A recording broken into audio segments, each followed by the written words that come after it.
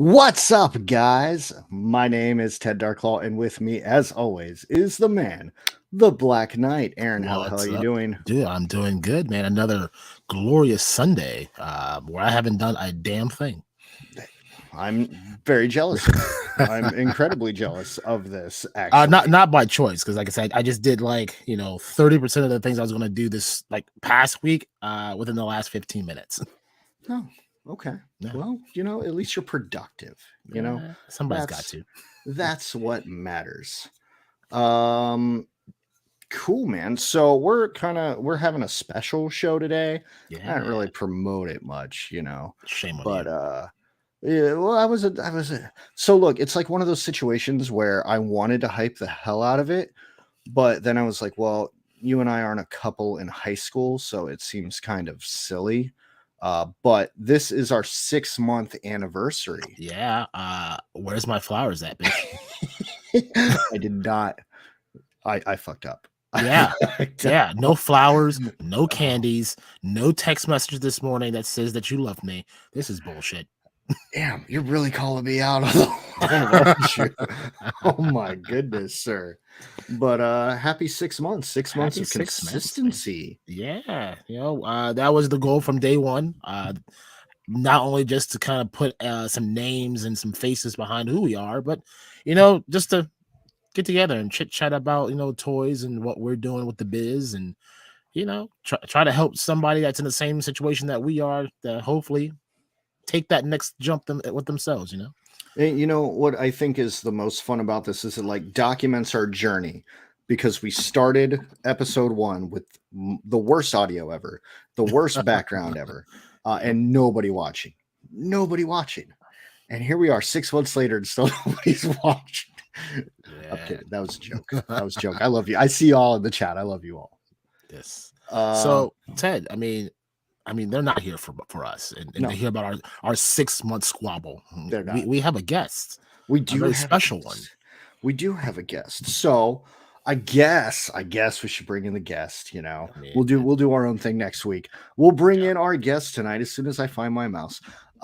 So our guest tonight is a good friend of helladopetoys. He is a toy collector, a toy photographer, and now he does kind of like Instagram stories through toy photography, which I find absolutely amazing. Oh yeah. And something I just learned, we all mispronounce his name, but I'm going to keep doing it anyway. Yep. Let's welcome to the stream, Akxion Figs. What's up, man? What's up, guys? How we doing? Yeah, we're never going to call you by your right name. I was, after the squabble was going on, I wasn't sure if I should leave or not. It's just how we. I've done some life coaching, guys, but I mean, never couples counseling. Hey, there's a first for everything, Stay tuned after the show. We'll sit and try to hash out our differences. All right. You threw me under the bus real hard, but you know what, sir? I saw that. The phone works both ways. Right. Well, it does. With all the complaining, you could tell, who was who in the relationship. So that's all I gotta say. Yeah, I'm right. Yeah. Respect me, bitch. All right, so I will end this toy company right now. We're gonna move on from our squabbles now and ask Ed here, how do you properly pronounce your screen name? It is Akxion Figs. We're not going to do that. Spelled differently. That's all. No, we're not going to do it. Nope. Not going to do it. Like I said, Laser Pants started the Akxion thing, and it just kind of stuck, so it's all good. That's fine. I'm going to delete the first part of this show, so this does not mention that your name is Akxion Figs. It's still Akxion. It's Akxion Figs. It's like you guys have been saying it all along. Exactly saying it wrong this whole time. Just mispronouncing your name, disrespecting your stuff. Well, Ted, white potato. It's white potato, white potato. It's white potato. I got it. So there's a very important question in the chat that I wanted to bring up, and because today is a very special day amongst all of things, I think the best way to figure this out is to have Cutthroat ask the question: what are we sipping on tonight? So here in my Helladope mug, it's empty. Wait, it's empty. Supposed to have something in it? My mug is in. Oh shit. Sorry. You know what? After all the squabbling and all that, I forgot to fill my cup. I forgot to fill the cup. But you know what? You know, your boys is always prepared because tonight we be doing that celebrating thing. We popping bottles, baby. We're gonna pop some bottles and not destroy my computer screen. Oh yeah, no, I'm definitely gonna point it that way. So make sure you guys are ready to record because that would be an epic spit take. Oh yeah. Add it to I'm sure the more list. coming. So what is this? It is. So this is a I think it's French. It's a That's my hands over it. Belair blue something. I'm terrible at this. I don't know. It's some French. It's freaking blue champagne. Yeah, blue champagne. That's basically all you need to know. It's blue champagne. So it's Smurf piss. Yeah, pretty much. Oh God, I should not be doing this on camera. Oh yeah, I'm clipping this later, so it's okay. Oh, okay. Should not have done this on camera. Now it's all over my lap. The epic Ted DarkClaw trying to pop a bottle. What you don't know, Ted, is that Aaron was over at your house during that squabble, shaking that bottle up behind you. And you weren't paying attention. It really is blue. Look at how clean his opened up. No dribble, nothing. Yeah, see? exactly. I'm a professional bottle popper. Oh my God, this is still going. So, to shout out Simi Skies and her hella dope mug, which I have right here. This is left of my bottle. Oh Lord, it is all. You didn't pour the whole thing in? No. What the hell's wrong with you? I'm trying to remember my name tomorrow. Okay, it's not bad. It's not bad. It's not horrible. I've had worse. Yes, exactly. But in addition to that, I am also sipping on classic Miller Lite over here. So, Aaron, what's in your side holster? Nah, I'm going full go with the bottle tonight, man. Oh, okay. Yeah. Just packing all in, full committed. Yeah. All right. Well, Akxion. I mean, what are I'm not just get used to it. This is gonna happen. It's Akxion. All good, man. That's what it is. What are you? What are you sipping on? Well, in celebration mode tonight, I am sipping out of my unique, the Scoundrel Han Solo wine glass. Very nice. Champagne glass, actually. Nice. Some, yeah, compared. Blackbird Sweetheart Cider. Blackbird's a local distillery. Okay. Yeah, so good stuff. Awesome. I was choosing between this and there's this other local guys that make what they call a sponge bomb, which is an IPA with pineapple juice. That is amazing. When I come to PowerCon, I'll bring you guys a 4-pack. There it is. Oh, we'll meet out in the parking garage. I'll bring the beer bong. Yep. So that's how we roll. Cheers to you guys in your 6 months. Oh, thank you, man. Cheers. You guys do a great show. It's always fun on a Sunday night. It's the only way I like to finish my weekends. So cheers. Well, thank you. Thank you. Well, before we get the festivities under full go, we got a nice pop and chat tonight. So they do be popping like champagne bottles. Champagne bottles, yes. Cutthroat Comics. He says, "Where the music at?" I go back to the beginning of the show. What's up, Chris? Yeah, sorry. I like to start the show. Oh my God, has this fucked me up already? I like to start the show promptly, but we were running about a 30-second delay there. So yes, my bad. Won't make it a habit. My fault. Technical difficulties. Yeah. Jim Largo, welcome. He says Aaron, candy is dandy, but liquor is quicker. Yes, it is. We'll find that out tomorrow morning when I have to be at work at 7 a.m., 7:30, 7:45. I'll be there before the rest of my crew does. It's fine. He'll get there. He'll get there. That's why I'm the boss. You know, I get to come in here. I do whatever I want. Yeah. Mr. Wonderful, welcome. Hanging out in the chat. Oh, while Largo is in the chat, make sure all my wrestling fans, you tune in tomorrow for BCs and Baddies wrestling edition with Kin Connections. I was supposed to be on there with them. Toy Connections. My bad. Whatever. He's Ken, the bottom. Toy Connections. Yeah, Yeah. it's the bottle. It's doing its thing already. It's wild. Them French people. Yes. So tune in Smurf's tomorrow. Kiss is strong stuff. It's got a bite to it. I'll tell you that.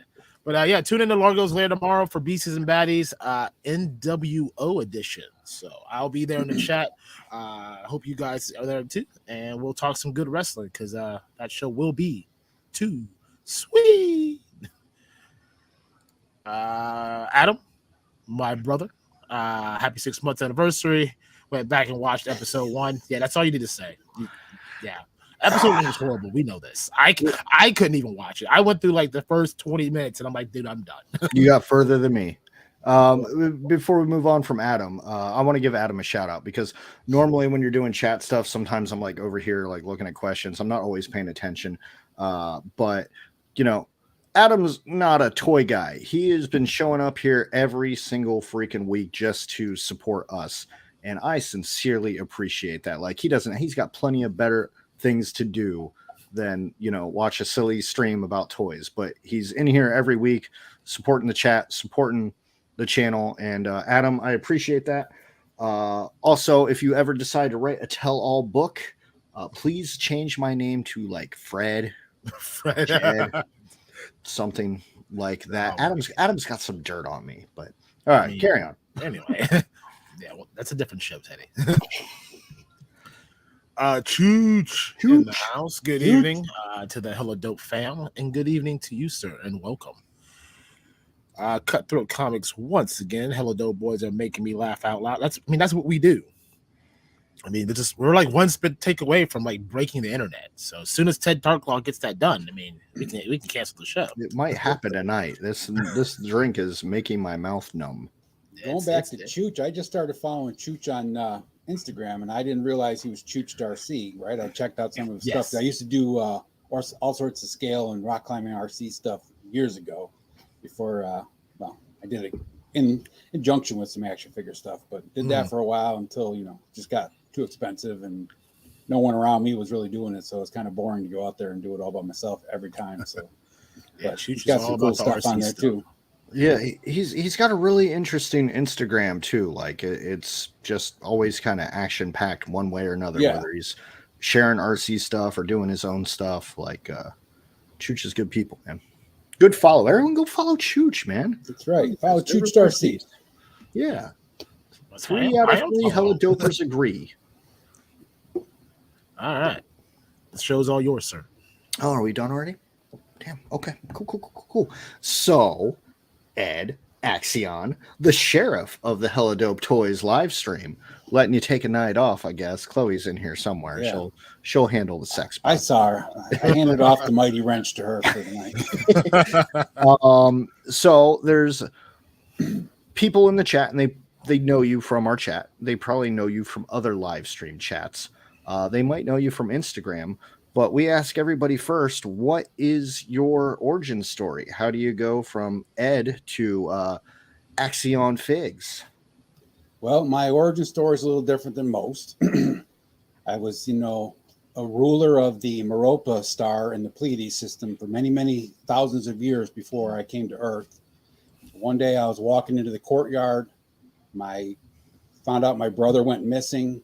I figured it was my arch nemesis. So I started hunting all over the different star systems looking for him, right? Couldn't find him. Figured it was my, arch nemesis Borshak that just kidnapped him, right? Because me and him had a battle for supremacy to rule Europa. So started traveling to different star systems trying to find my brother because I know he wasn't dumb enough to kill him. Just make it so I was gone and he could take over, right? So one day I went through a portal, ended up here on Earth.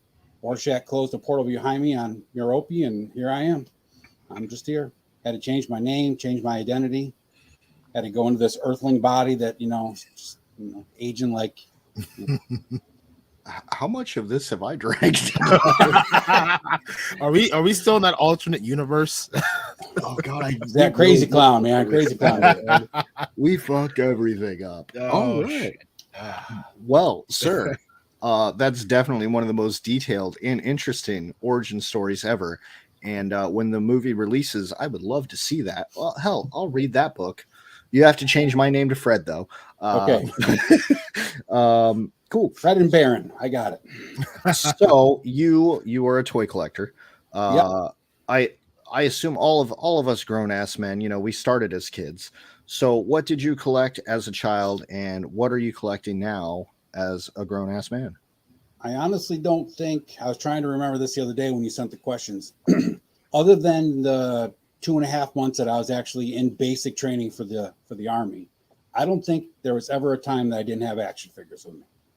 So when I was a kid, of course, I was kind of like Largo, started out with the adventure team, went into the Fisher-Price adventure people for a while, Super Joe, Mego, the Super Friends and all that stuff. And then kind of transitioned when huge G.I. Joe fan. And then when Real American Hero came out, I was kind of at that age where like toys weren't supposed to be cool anymore. And I was hitting that 10-year-old mark, right? But I was still loving it all. G.I. Joe Superpowers was really huge for me. Still have my original Batmobile and Robin that, from when I was a kid. Still have 2 of my original Fisher-Price adventure people from when I was a kid. So I've just always kind of kept it all, and it's like I said, other than the 2.5 months I was actually in basic where I couldn't have them, there hasn't been a time I don't think I've ever had not had an action figure at least with me somewhere. Now, before we talk about what you're doing as an adult, let's throw out a shameless plug. You mentioned the Fisher-Price little people. Is that correct? Adventure people. The little people were the little round ones that were like with the barn and all that. The adventure people were actually, they created, they were the first company to actually put out a 3 3/4 inch figure. And Jim and I will be going over this on Thursday on Largo's Lair. But surprisingly, many people contribute Kenner with getting the first 3 3/4 inch figure line out there, but it was actually Fisher-Price adventure people. That started in like 1975, and they actually used some of the adventure people as customized them and painted them up to show what the Star Wars figures would look like. So there's some pictures out there of adventure people painted like Obi-Wan and the original 12-back figures. So these are like OG customizers. Oh yeah. These guys were like, the guys that made the models and stuff for the commercials back then, right? They wasn't all digital and stuff. I mean, they, built sets.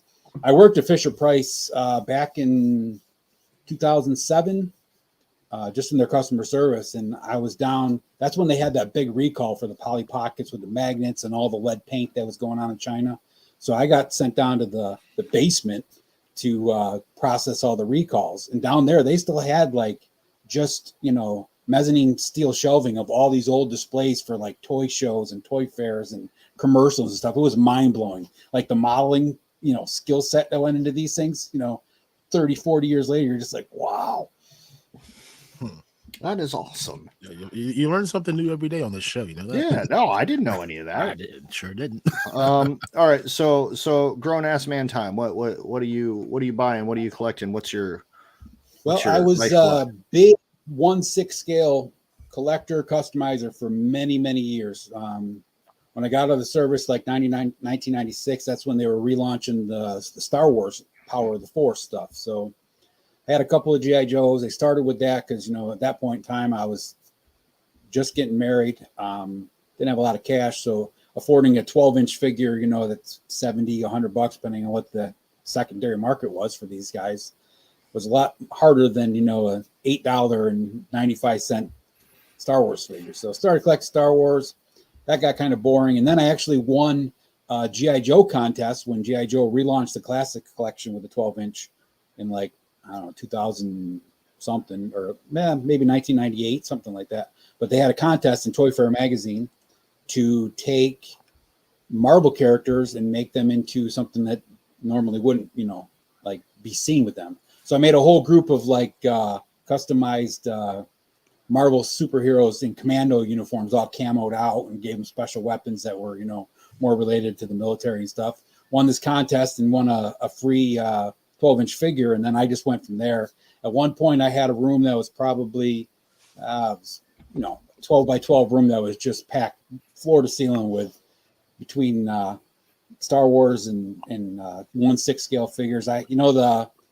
The Hummers that you see, the 1/6 scale Humvees, I had probably 7 or 8 of those, a couple of helicopters. And Jeeps, So and motorcycles. I got an off-topic question then, because we were talking before, and I know you're really big into the Valorverse. What is your excitement level for the Vanguard? I'm pretty stoked for the Vanguard, but now I'm kind of torn because it's like, if it's with their Ramen Racer coming out, that Odd Frog company, they got that whatever they're doing there, which looks pretty sweet. The Bandito, that's what that's called, right? Mm-hmm. I mean, those two cars are pretty sweet, and it's like, I'm like, man, do I need a Vanguard if it's not like off-road worthy, right? I mean, and depending on where the price range falls, after I, pick up a Ramen Racer or a Bandito, ask Chooch, I could probably set myself up with a decent RC that's fully functional for probably the same price as another 12 scale car, right? So it's. I mean, I'm torn because I like the concept for the Dukes of Hazzard, the orange. Oh, I know, but man, I've already been planning like taking some of the shipwreck bodies and giving them like flannel shirts and a different head, and making the Duke boys with that. Just getting, a good old boy. The Ramen Racer with the decal sheet and the front bumper and all that. Yes, because around here, that's all I got is dirt, man. So I could do some decent dirt road pictures. Okay. Did you back did you support the Ramen Racer? Yeah, I just actually ordered mine the other day. So did you do both, or did you just do the one? I haven't pulled the trigger on the Bandito yet, but man, that thing, it's yeah. Oh yeah, you ain't got to tell. Yes, yeah, it's looking good. The more they keep showing, and oh yeah, I think those guys really came out of the gate with a lot more. Like, I don't know if they got humbled somehow or whatever, but like when they first came out of the gate with that, they were kind of like expecting everybody to just bite on it because the EOV had failed, right? So they had this arrogance about them. They were just, forcing these links out to everybody and stuff. And, I stopped following them for a while. Then I watched a couple of their YouTube channel or YouTube videos and started following them again. And they, really got themselves back in line, back humbled. They're not worried about getting everybody's money up front. And, they're putting all the extras in just like, Aces. So, I mean, it's, good competition. Yeah, I mean, competition in the toy world is a good thing. I mean, they're giving everybody what, what Hasbro should have done. Right. Exactly. Like I would have gladly supported the Engine of Vengeance. I love the car. I mean, I love Ghost Rider. I love everything about it. It was just you asked for way too much and not giving enough back. And just like now with the Mattel Creations, I don't know if you're following that WCW Nitro stage. Yeah. I'm not following it, but I've checked it out. So. They're dropping the ball. I said I'm gonna probably do a pop-up stream here, probably like next week or so. Yeah. Just wrestling talk, and mainly the focus around that crowdfunding. But you've got come on. Yeah, well, the Engine of Vengeance, it's like, people, the Sentinel, Galactus, big characters, right? You're going to get people that need those because they want them for their collection because those are two main characters in that universe, right? Absolutely. First of all, Robbie Reyes is not a very popular Ghost Rider, right? Give me Danny Ketch, and of course, give me Johnny Blaze any time of day, right? Because that's Ghost Rider is my second favorite Marvel character next to the Punisher, right? Because that's who the Punisher is the best. Yes, right? sir. I mean, I'm a Spider-Man guy, but I respect Punisher. And well, if it wasn't for Spider-Man, we wouldn't have Punisher. So there you go, right? So coming out with an Engine of Vengeance and thinking that people are going to want it just because and then they were stupid to promote it as, the first Latin, character or Ghost Rider. It's like, come on, guys, you're just grasping for straws now. Oh, yeah. It's like Disney. It's like Disney saying that there's a gay couple in the one movie, and it's like 5 seconds, the Star Wars movie. It's like, come on. In the background, 7 characters deep, you can't even see it, right? But let's promote that so we just get that fan base included. Yeah, you got to hit the PR push. Right. Try to get as many people to watch or talk about or be about whatever it is. Yep, absolutely. Yeah. So, is there anything else that you're currently collecting? Anything else you want to go over? Well, thanks to the boys at helladopetoys.com. Stop it. I've I've gone from mostly Valorverse and a couple of classifieds with some. I have like a couple of those Walmart Predator and Alien figures, just as some got to have enemies, right? Yeah. And, I was kind of always just in the background staring at the Mythic Legions and staring at the AWOCs. And now I've got, several AWOCs, and bought my first Mythic Legions. So I'm going to be getting more of those. And of course, now I'm waiting for the spring release of the new Valaverse stuff. So we'll see how that goes, right? Keep an eye. We are in place to have those available. So, look out for you. Been building some dios. So, just kind of building it out. And Hey, Akxion, real quick. I thought I heard you say that you like AWOC that are available right now on helladopetoys.com. Yeah. I need that figure right there. That's the one I need. I got you. I'll send it. I'll put it in the mail. But we I already told you. Yeah, so we got a lot of stuff coming. If you haven't been on the site recently or haven't been on the old social medias, you may have heard that we have locked in a deal with the Nacelle Company, who is bringing back a lot of the nostalgic 90s figures like Biker Mice from Mars. What's the other one? I never had any of the original figures for Biker Mice, but man, I love that cartoon. I was a big cartoon head as a kid, man. They're bringing all that back. Robo Force is actually on the way to the Hello Dope warehouse right now. They did it quick. Nacelle was like, yo, we got you. Boom, done. They said, you want to place an order? I'll ship it out today. I'm like, yeah. No, you're not. I've heard this before. Yeah, no, we've heard that before. No, I put the payment in, and he said, boom, here's your notification right now. It's shipping right now, like that. So yeah, keep an eye out for that. Those are all live right now on the website. So anybody that is big into the Biker Mice, get those pre-orders in. What's the other one? Sectosaurus. We'll have those. Yep. We also have Sector. Sorry, my bad. It's the drink now. It's kicking Sectosaurus. First it's Akxion, now it's Sectosaurus, whatever, right? Yeah. Cut them off. Toy Horus. Yep. Sorry, I can't talk no more. But we're not drinking champagne when Tim Clark comes on. No. I'm drinking the finest Alka-Seltzers. Right. Lemon flavored Alka-Seltzer. Got a top Jason from oh my god. That's my buddy. I've known him for quite some time. Not as long as I've known Ted, but pretty close up there. But man, yeah, I'm going through clipping videos of other past shows that has definitely been clipped to get up on the old YouTube reels, because we gotta trick the algorithm. We gotta get them on our side. Yeah. Well, are we ready for a Harukin? Let's Harukin all over the chat, man. Let's Harukin all over the chat. We got some new things going. Because I know somebody in there is yelling at me. I don't know what to do because you don't have to police them. Right. Adam says time for action. He says Akxion. Let's get ready to rumble. Thanks, Adam, for saying it, using it in their correct form. All right, Largo, Barlow, and Akxion Figs to go on some adventures. Tune in Thursday. So yeah, make sure you guys tune in Thursday to check out that episode. And then, like I said, make sure you tune in tomorrow. Beasties and Baddies. I am looking very forward to that episode. I love my NWO. So go to Largo's lair every day. Dude's always dropping something. Something. And you know what? Crazy stuff too. It's awesome. It's awesome stuff.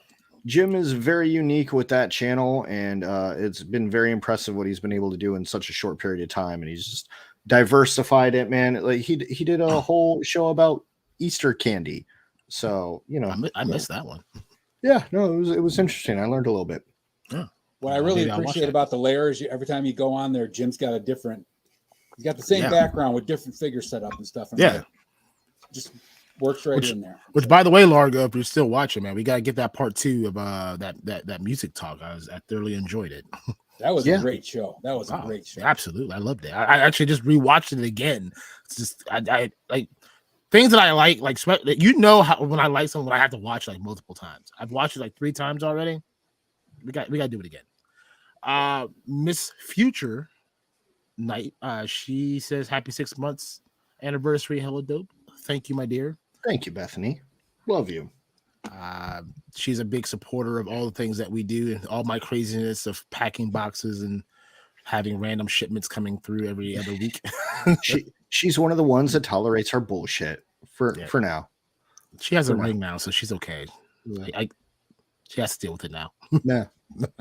Part of the family biz now. Exactly. Get ready to start making those T-shirts, dear. Yeah, there's the Teflon right there. The Teflon AFT3 is working on the script for the movie. Hey, I'm in. I just wanted a small cameo spot. Just put me in the corner, like sipping on my Hello Dope mug. Like, yeah. Can you Yeah. wear an eye patch and walk around and be like, motherfucker? Oh yeah, I'll give you my best Samuel L. Jackson. Right. Hell yeah. And Teflon, I know you're gonna stick around, but stick around because we're gonna talk about you here in a little bit. So we're gonna talk some trash about you, sir. No, I'm kidding. We're not gonna. He's giving me all the secrets. I got all the dirt. We got Jeremy up in the chat. I heard something about a mug, Jeremy. I don't know it to be true. So if you want to harass Ted later, you can. I already claimed your mug, Jeremy. You're still out of luck. Well, that secret's out. There's another. I already got your mug, Jeremy. Now Jeremy has to take a drink. Oh my goodness. Jeremy, take a drink.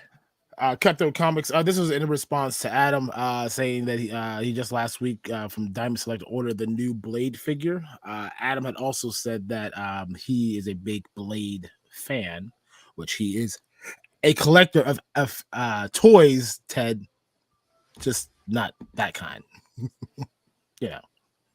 We gotta keep it like PG-13 until monetization purposes. You just simmer on that for a while. The Briscoe in the house. Welcome, Briscoe. How you doing? Glad to see you back from your sabbatical of no interwebs. So good to see you back. And I don't know if that was him. I think that was somebody else. Oh, was it him? I don't. No, it was. Oh yeah. I remember. Yeah. Different customer. Briscoe. We always love you, man. Don't ever leave us. Don't. I'll cry. I thought you were going to tell him it was sabbatical for not watching us for a week or some shit like that. And I'd be like, yeah, you tell him, Aaron. Well, I mean, it was. He hasn't watched it since last week. It's fair. So he's back. See? That's fair. See? Big brain thinking right there. Mm-hmm. And, Jeremy's talking about that nice mug there, Ted. I don't know what mug he could possibly be talking about. I don't have a mug. I'm still waiting on mine. But, Jeremy, it's an interesting thought. It is indeed, maybe if you will it into the universe enough, maybe we'll see. Go yell at Simi Skies. Largo also says music Mark II with extra DarkClaw. My music taste is horrible. It is absolutely horrible. If you would have asked me to be on your music show, I'd be like, well, I listened to the first 2 Kid Rock albums. Hey, I don't care, dude. There are tons of great memories about that, about the song Cowboy when you were working at that that's graphic design studio. Graphic design, yeah. Wanna be a cowboy. Right? We was gonna jump the rail and fight Stone Cold Steve Austin. That's a story for another time, kids. Yeah. Just remind us about that on another day. We'll tell the story. Oh, that's such a good story. But yeah, no, Jim, you don't want me for that. I will tank that show so hard. Aaron was definitely the better choice there. Yeah. All right. Well, back to you, sir. Dope. All right. So, Sheriff of the helladopetoys live stream, your Instagram is mostly focused on like toy photography. So how long have you been doing toy photography, and what inspired you to start said toy photography? Well, when I was a kid, my grandmother gifted me a camera that took the old 110 film, and I had to go buy those flash cubes that went on the top of it, probably before you guys were even old enough to remember that. And I started taking pictures of my G.I. Joes and my superpowers when I was probably 8, and I've been doing it on and off ever since. That's why I do a lot of pictures without flash and like without special effects, because back then, it was all about the natural lighting, because those little 4 packets of 4 flash cubes, were expensive, and you got 4 flashes and you had a 24 roll of film, and that was it. So you wanted to save those flashes. You were taking pictures of your toys before an Instagram, before a MySpace, before a freaking internet.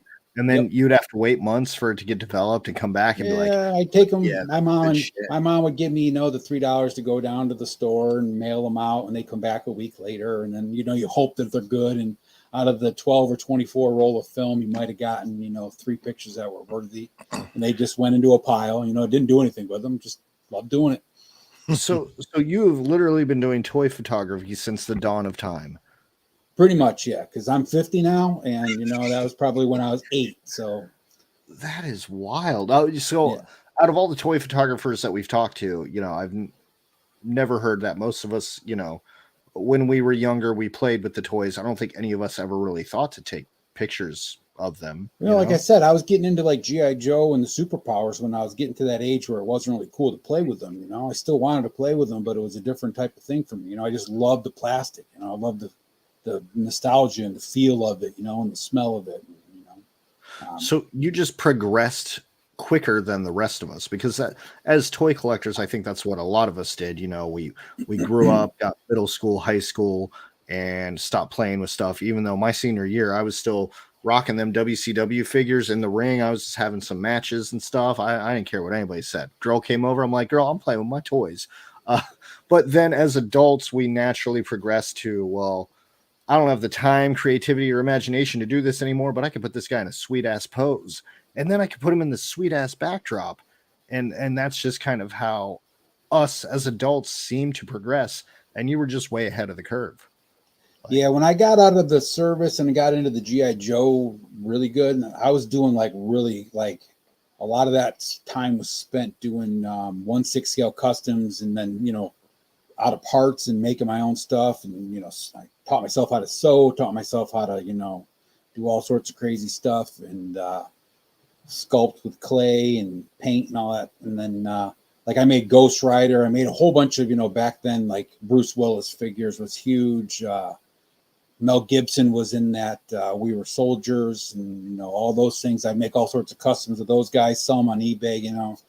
I was invested maybe $25-$30 for a figure and selling them for anywhere from 80 to a couple hundred, depending on what it was, right? And sold a couple of really nice Indiana Jones figures. I partnered up with this guy who was making custom hats and whips, and I was making modifying jackets and stuff, and we put it together. And had another guy that was selling the heads, and we paint them all up and sell the figures together. We were making like $200-$300 on these 1/6 scale Indiana Jones figures that we had maybe $40 in.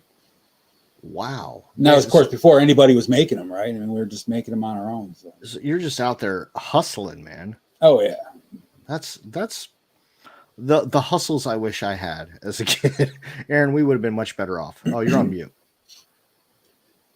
It's okay. I'm usually the one. Problem is with that, it's like after a while, all the major companies, that's when Sideshow really started coming on board with the indie and the Star Wars stuff. So they kind of blew that whole thing out of the water, right? I mean, it's just wasn't worth it anymore, because you could pick up a production one for $80 or ours for $150-$200. Right. Yeah. Now your buddy the Teflon _3 is hanging out in the chat. And that's kind of like your collaborating buddy, because you guys have been taking toy photography and using the Instagram like carousel mode of swipe, swipe, swipe. And you've kind of been creating your own toy photography stories. So you've built your own kind of like universe, and you both collaborate together on that. And so my question for you is, how did you and Teflon meet? And if you can tell us about this whole new world that you guys are creating. So we, I was making the custom Valiver Steel Brigade Golden Knight. That was the one figure I made. And Teflon hit me up on Instagram, and he's like, dude, I love this figure. Do you mind if I, use the idea, right? And I was like, I don't care, man. Go for it. I said, it'd be awesome to throw an extra Golden Knight in there. And then we kind of went to Golden Knight 2, which he made, and we kind of collaborated together with that. And then we ended up with, I think, total of 10 Golden Knights all together. A couple of females. Each of them has their own little special you know, mine come with a jetpack. He's got one that has the swarm wasp wings, and, you know, got a heavy machine gun or a sniper, all sorts of crazy stuff. So from there, we just kind of started, you know, DMs through Instagram back and forth all the time. And then we collaborated on that horror monster, you know, end of the world type of thing. And now we're kind of just not really telling a story right now that's together. We're just kind of bouncing back and forth with our own stuff. But we're working on some stories coming up for later on this, probably beginning of summertime, June, July, somewhere in that area. Got a new storyline coming. You guys have your own name now, right? It's AFT3 Productions. Yeah. Is that what it's called? Yes. Akxion figures and Teflon 3.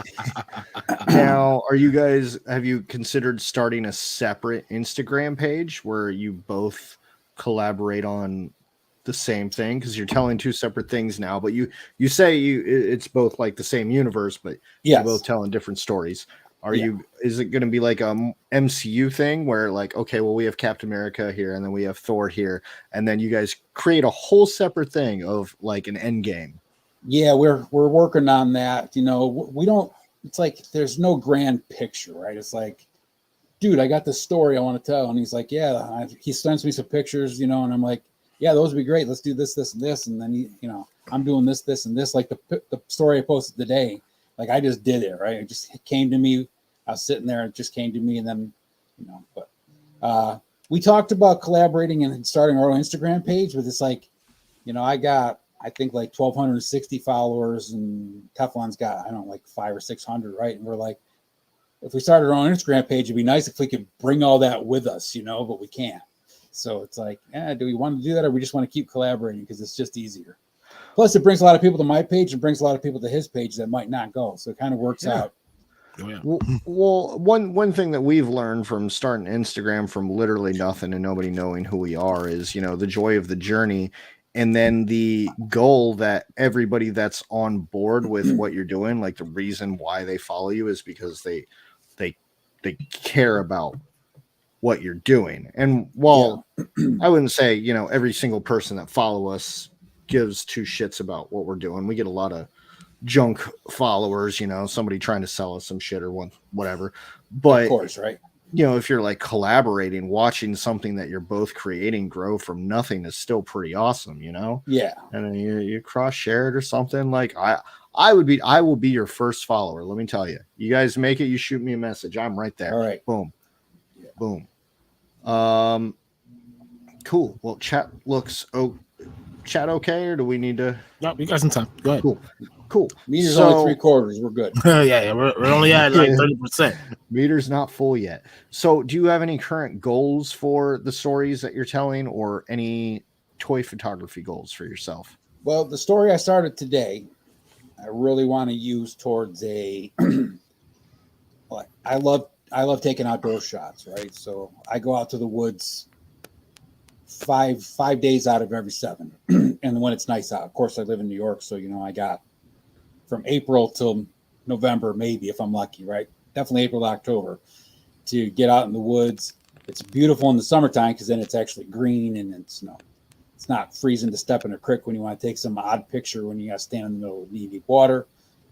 Give a shout out to my son Luke, who does most of my shots because he's a little ninja. So I'm like, can you like hang over this and take a picture from this angle? And he, you know, gets down there, and got to give him a pat on the back for not dropping his phone ever in the creek, but or my phone in the creek. But he's the guy that does a lot of my pictures for me. So nice. That story I started today, I'm planning on doing like an actual like huge epic battle kind of thing at the end of it all. I got some ideas rolling around in the brain to get once the mythic, what is it, the Cosmic Legions? Yeah, Cosmic Legions come out. I got a couple of those I want to incorporate. So I want to take like all these worlds, right? Like Valaverse and Awoks and Mythic Legions, and keep the character names, but not really use as much of the backstory, not use as much of, you know, like if, I don't know, I painted Kali as kind of a evil ruler today. I don't know in the story, never read the story of what he actually is. Is he a good guy, bad guy? I don't know. But to me, he's like this, you know, kind of like Thane in the Planet of the Apes with Mark Wahlberg, right? He's just kind of like the badass, right? Not really into, you know, giving a shit about anybody's feelings other than taking care of his business, right? So Yeah, I kind of do that and, you know, work at it. So I don't really have a final goal. Rob and I have some plans for another story. Some of his pictures right now are leading into that for him, but I won't give any spoilers for Rob's story, but nevertheless, he's got some good ideas coming with his ambulance that he rusted up and stuff like that. It's Slambulance, I should say, because it is the WWE Slambulance. But it's a great. Yeah, he's got some good stuff coming, and our stories are kind of collide somewhere around probably summertime, June or July. Well, it's awesome, man. Like as an only child, I always found it hard, like collaborating with Toy Plane. Although one time, Aaron and I had a snow day, and I had gotten a whole bunch of Micro Machine Star Wars stuff, and this dude just pounding on my back door like he always did, just pounding on my back door. He's like, "I know you're home. We don't have school." And I was like, "Bro, I'm playing with the Star Wars shit, man." We had a pretty epic battle in my kitchen. That's probably the most extensive like collaboration of playing with stuff that I've done. But the fact that you found a stranger on the internet and you guys both came together with kind of like the same passion, and you're trying to tell these random stories and you're using these figures, and you know what, like who cares like what a figure's backstory is? Like I know a lot of people look at it and like, no, that's not who that figure is. You know, it's just like, fuck off, bro. You know, that's one of the things I have a problem with, like some of the, you know, as they're called, you know, the Joe Bros, right? They're so stuck in that Joe universe, right, that they can't see a way out of it. For me, growing up in the 70s, right, with the adventure team, they weren't given an identity. You know, they were called the Air Adventure or the Sea Adventure or the Land Adventure. I mean, so they could do anything, right? Even the adventure people. You got a guy, he was just a guy in a outdoor hiking uniform, right? Clothes. So you could do anything. That's the kind of stuff I grew up with. So the backstories and stuff, even as like, you know, a kid, I mean, I build these huge dials out of like cardboard, you know, because my mom and dad always saved me boxes, and I build this huge like tower out of, you know, cardboard, and I'd have like Obi-Wan Kenobi in his brown robe and stuff, you know, and he'd be like this badass like wizard, you know, evil like overlord, and you know, Joe's would be on his side, and maybe the Cobra, you know, they'd all just be combined. It didn't matter if they were good, bad, or indifferent, right? I mean, you know, the only guy I ever had that ever stayed true to being good was Mr. T. B.A. Baracus. That guy was always a good guy. Good old Mr. T. No heel turn for Mr. T, huh? No heel turn for Mr. T, man. He was a real American. He was, you know, B.A. Baracus, and you know. Well, I didn't send it in the show notes, but how long have you been doing dioramas? Like, I know you've posted some Indiana Jones pictures lately, and some good ones whatever that background is. And I also really like the shot with the match that you used as a torch. I was just like, that's actually a torch I built. That's not a match. It's not a match. No, that's an actual. I made a torch. Oh my god! I just thought you threw a match in his hand, and I'm like, it's a ticking time bomb there, sir. But the bad part is you have to be really careful, because it was a big looking flame. Type of picture a couple months ago, and there's a little black spot at the top of that thing because I made the torch a little too big on the original one I did, and that was my Halloween from last year shot. So I made that torch a little too big, so it's got a nice little burn mark at the top of that foam. Luckily, it's sealed and painted deep enough that it didn't really melt the foam, but a couple more minutes it probably would have. And, you know, of course, you got to take at least 20, 30 shots so you can get one good one, right? So, yeah, tell that to Frank. Right? Yeah, me and Frank laugh about that all the time when we're talking. Like, yeah, how many shots did that take? Yeah. So when did you start doing dioramas? And because again, the Indiana Jones ones that you've been posting, like there's that carvings in there. And did you do those? That dial was built, I want to say 10 years ago by a friend of mine and myself. And it was actually built in 1/6 scale. So it's made for the G.I. Joes, which was the big thing at the time, right? And actually, if you look at the floor, there's from the adventure team, there was a Search for the Mummy's Tomb. It had a miniature like sarcophagus, and that's actually formed into the floor in resin. So it's like so the figure could sit down and look at it, right? It took, I think, overall 9 or 10 months to do that whole thing, and that was just to put it together, and then painting it and all that took another month or two. I mean, it's a long time for that, right? That's that's one of those, when you go in all the way, right? You fully committed, ready to go. Ted, you got that? Do you have that? Can you pull that up real quick? Yeah, it'll take me a second, but yeah. That makes sense. That shot. That is a phenomenal shot. I think those that don't follow you on Instagram definitely should see that shot that we're talking about, and you will be in just as much awe as we were when we got tagged with it. Which one are we talking about? Are we talking about the Indiana torch? Jones one. With the torch? Well, really any of them. I mean, they were all. I can go ahead and share this. Give me one sec here. I got it up. But to go back to your question of when did I start building dios, I was building stuff out of, anything I get my hands on when I was a kid, right? I mean, my parents would save like the scraps of carpet, and I think it's down a little bit. That's the one right there. There you go. So this is the shot. Like I said, I thought that was a match. Yeah, it looks really close. And then if you look at this backdrop, because like I said, there's all these carvings in here. Is that a Mandalorian helmet? Like right there? That's actually, there's a sarcophagus. It's a huge one back there. Okay.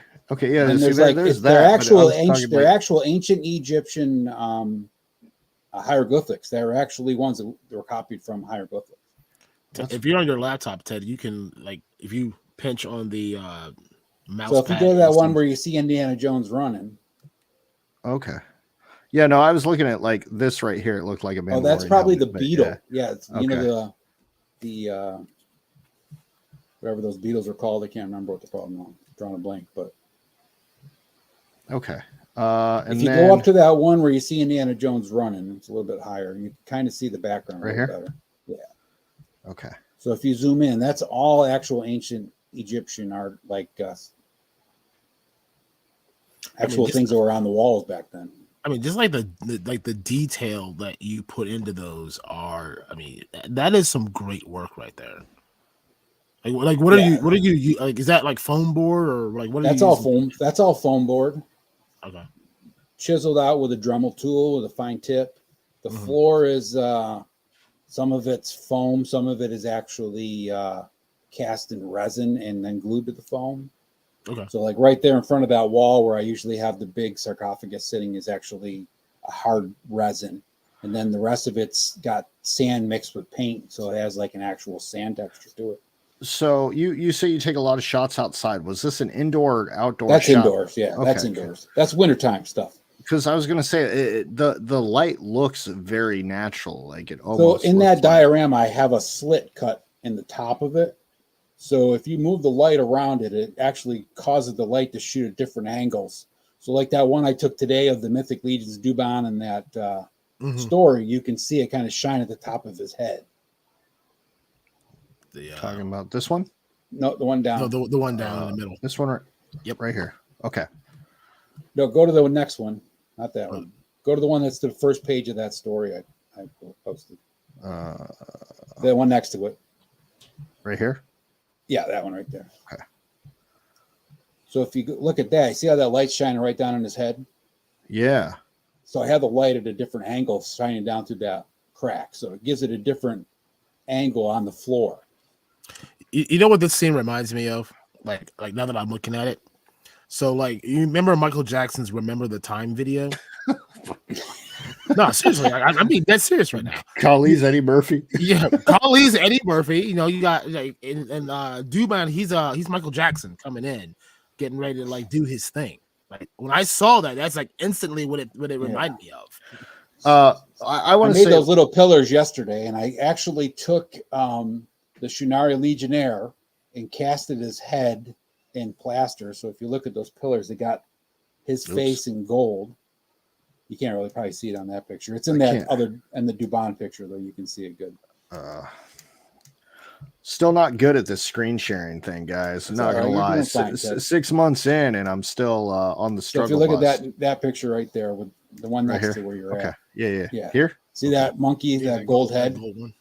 Yeah. So I took the Shunari Legionnaire and just casted his head in some plaster and made a couple of those and painted them gold and stuck them on these pillars. Oh, that's really interesting, actually. Chooch says that it's incredible, and I 100% agree. Now, one thing I want to point out, because I saw it in your story today, the one that you just posted, my favorite part about it was, so even though the story is in regards to Kali and Dubon here, you have this little tiny fuzzy gorilla guy in the background through all these shots. 3 of those gorillas. I flocked those gorillas. Oh my God. I was like, what a nice touch. Because like, it's not just because all I have are action figures, you know. If I had this amazing diorama, first of all, like, yeah, it'd be a cool shot, but you really added some life to it where there's, you know, just that's a whole world. You're literally I made that tree stump throne for Kali. I started that Friday night and I finished it up this morning. Wow, that's fast. But when I made the original throne, I was like, I really wanted a tree stump throne, but I didn't have enough foam and I didn't feel like going to Lowe's and getting it. You know, we talked about that the other day, right? I'd rather use the pink, but you know. So Friday I was at work and I was like sitting there on lunch. I'm like, I'm gonna go grab a couple of those project panels from Lowe's. So they're like $7, right? They're 2 foot by 2 foot, those project panels. So I went and grabbed a couple of those and I just started carving, gluing it together with that. And then that throne came out. And then, so now I have Pale sitting in the other throne that looks like it's more stone. But yeah, I made that stone or that tree trunk throne. And I was like, yeah, let's put Kali in that. Cause that's more like Gorilla King to me, you know? It's like something you see in an ancient ruin, right? And then, you know, we love this one that you posted. Yeah, that's in front of that diorama right there that they're standing in front of. It's probably my other pictures, but I took an old black tote, right? Like one of those 32-gallon totes, one of the smaller ones, right? It was broken, so I carved out the front of it. I made a couple of like rocks out of some foam, and I had some 3D printed wallpaper that's for like doll houses. That's the brick in the background. Mm-hmm. And then I just did the rest of it in that spray foam insulation, let it expand, dry, painted it up, and all done. That's what I mean. Like people spend so much time and money on these dials to try making them look perfect, man. I'm just like my whole Gomez in the kitchen thing. That's all junk cardboard boxes, man. It's nothing but junk. Yeah, it wasn't too long ago. We can probably find that. That was, I don't know. Time eludes me. So there's plenty of those. Oh boy. Maybe it was that long ago. Was it that long ago? I feel like it was just a few days ago. There. You just passed one. If you scroll down a little bit, it's right there. Right here? Below that. Next one down. Okay. Right there. You see right there. Yeah. Yeah. No, I really thought I was like, yo, that's a nice setup. No, the refrigerator is a cardboard box. I painted green, put a line across with a Sharpie. I had some little wooden sticks. I painted silver for the handles. The curtains, my daughter had some scrap fabric because she does a lot of sewing. And then the rest of it is just cardboard with some tape and some marker. That's it. All right. Now, what about this sink here? What is that? I made that out of clay. The actual topper is an old gift card from Walmart. I painted silver, and the faucet I made out of clay. Dude, you literally have an electrical panel right here. Yeah, the electrical circuit right there is just a piece of cardboard that I drew the things on and painted and stuck it on there. The floor and the paper wallpaper is out of like a scrapbooking book, you know, like for different pages. Mm-hmm. Yeah, just found ones that look good, made it look like grandma's kitchen, you know. That's a tip for laser pants. You can go to Walmart and get that scrapbooking paper if you need it for your Action Force scrapbook. No, that is very impressive. And like, I mean, what would you say this cost you in money? Like $5-10 at the most. The paper was, I think, $4, and that's pretty much all I have invested in, other than the paint that I already had. That's wild. And the whole thing is built inside of a paper ring box, from like Staples, right? So how long did that take you? I did that in a weekend. Wow. Man, that is impressive, sir. So I keep saying, like, people just want to put like you with your street diorama, right? You have this grand vision, but like when it comes to toy photography, you don't need the grand vision. Like, look at what Frank does with just that ring, right? Yeah. And then he has a backdrop. I mean, like, his pictures are amazing. But if you think about the dial wasn't that involved. Just cardboard with the ring, right? Yeah. It all comes down to the angle and the lighting, and then the way you set the figures up, right? I mean, that's all it is. That's very interesting. Other ruin pictures that I've been taking, like I said, that's all spray foam. They had a thing on sale for Walmart. I think I bought 3 cans at $3. The tote was already here and it was broken, so it was going to go into the trash bin. And then I had a bunch of scrap foam that I just carved into rocks. And then the wallpaper cost me, I think, $8. So total, I got maybe $12-15 into that. Wow. It's crazy. It's crazy how you look at like the scale of like people who do dioramas, like they invest lots of money into the build, when you could take that same idea and simplify it so much financially and still get the same, shot or objective. I never been rich. I never been, in the position where I could just spend, $300 on a dial to make it do what I want it to do, right? So, I mean, like, there was times when my kids were in school, they would bring home their friends' toys just for me to fix, right? I was like Santa Claus of the area, right? My son would bring home his friends' toys, be like, "Dad, can you fix this?" I'm like, "Yeah, give me a couple days. Take it out to the shop, fix it up. Dad, we need to build a dial for, an Indian dial for school. All right, let's go do it. And we build this one, do it just out of junk, right? Yeah, I got some scrap leather laying around. I got a couple pieces of stick. Let's go out to the woods and grab a couple of chunks of log and just chop it up and go for it, man. If you have the vision, it doesn't matter, right? Right. The money doesn't matter. That's the thing. Like Jonathan's last week, right? His random diorama stuff. I mean, amazing work, right? Mm-hmm. But personally, I'd rather spend the $50 on the plastic, Mythic Legions, or the plastic, whatever, and build a dial out of cardboard, or like used, some of that foam, right? As long as you can get it so it doesn't warp, right? But yeah, I mean, warping sucks. Down and dirty, man. That's why I like taking pictures outdoors, right? I go outside. There's a creek. I don't need to build anything. Move Right. a couple rocks. That's your instant diorama right there. Yeah. Move a couple rocks. I'm golden. Also, that I love that you call it a crick, because here in Ohio, I attempt to call it a crick, even though nobody in Ohio calls it that. We call it creeks, but I'm always like, creeks, I'm going on down to the creek, and people look at me like I'm crazy, and I'm like, it's called a crick, fam. When I was in Texas, I was in Texas in the Army for 3 years, right? So there's some things that I say funny. My kids still call me out on that, but like crick, and one of those things is just crick. I mean, that's just the way it is, right? I'm on board with crick, but I'm not on board with collar. Like instead of color. What collar is that? Not on board with that, but crick, man, all day. We're gonna go fuck around in the crick right quick. Yeah. No, that's what it is. The one thing they pick on me about, because like Western New York accent is horrible, right? People say fog and dog and stuff like that, right? And I'm like, well, it's kind of foggy out, right? And they're like, it's not foggy, Dad, it's foggy. I'm like, no. How do you say log? Log, fog, dog, right? It's not fog. Where does fog come from? It's fog. No. Frog. Adam says the only cricket is in my neck and my back. Yeah, I know that feeling. Well, I'm gonna let Aaron, if you got some follow-ups, go ahead. I'm gonna let us take a chat break. I'm gonna take word from our sponsor. Yeah, I bet you are.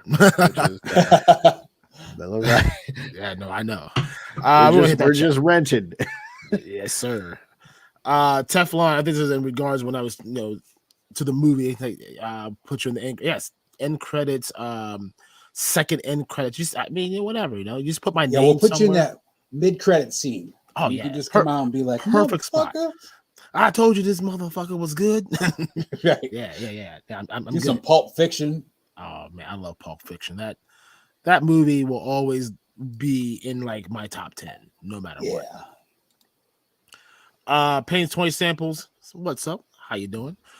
We did get your order. That will be packaged and shipped ready tomorrow. So get ready for that. I believe your son, Luke. There he is. We've talked about it a couple times today. Yeah. You seem pretty cool, you know. Yeah. I mean, we only bring on the best guests, Luke. You know, so you know, Luke's cool guy, man. He was named after Luke Skywalker. What more could you ask for? Right? Wow, yeah, perfect. That's a great name. I don't even know how I got my name, so I'm pretty sure there's a story behind it. I just don't know it. My brother, who also served in the military, says he looks that you served the military. You say you haven't been without your fake since basic. Have you ever gone any place cool and took pics in the field? No. Well, I mean, yeah, I was over in Saudi Arabia. Late 90s, we went over there just as a show of force with the 1st Cav Division. I was over there, but that was for a short period of time. It was like 3 months in and out.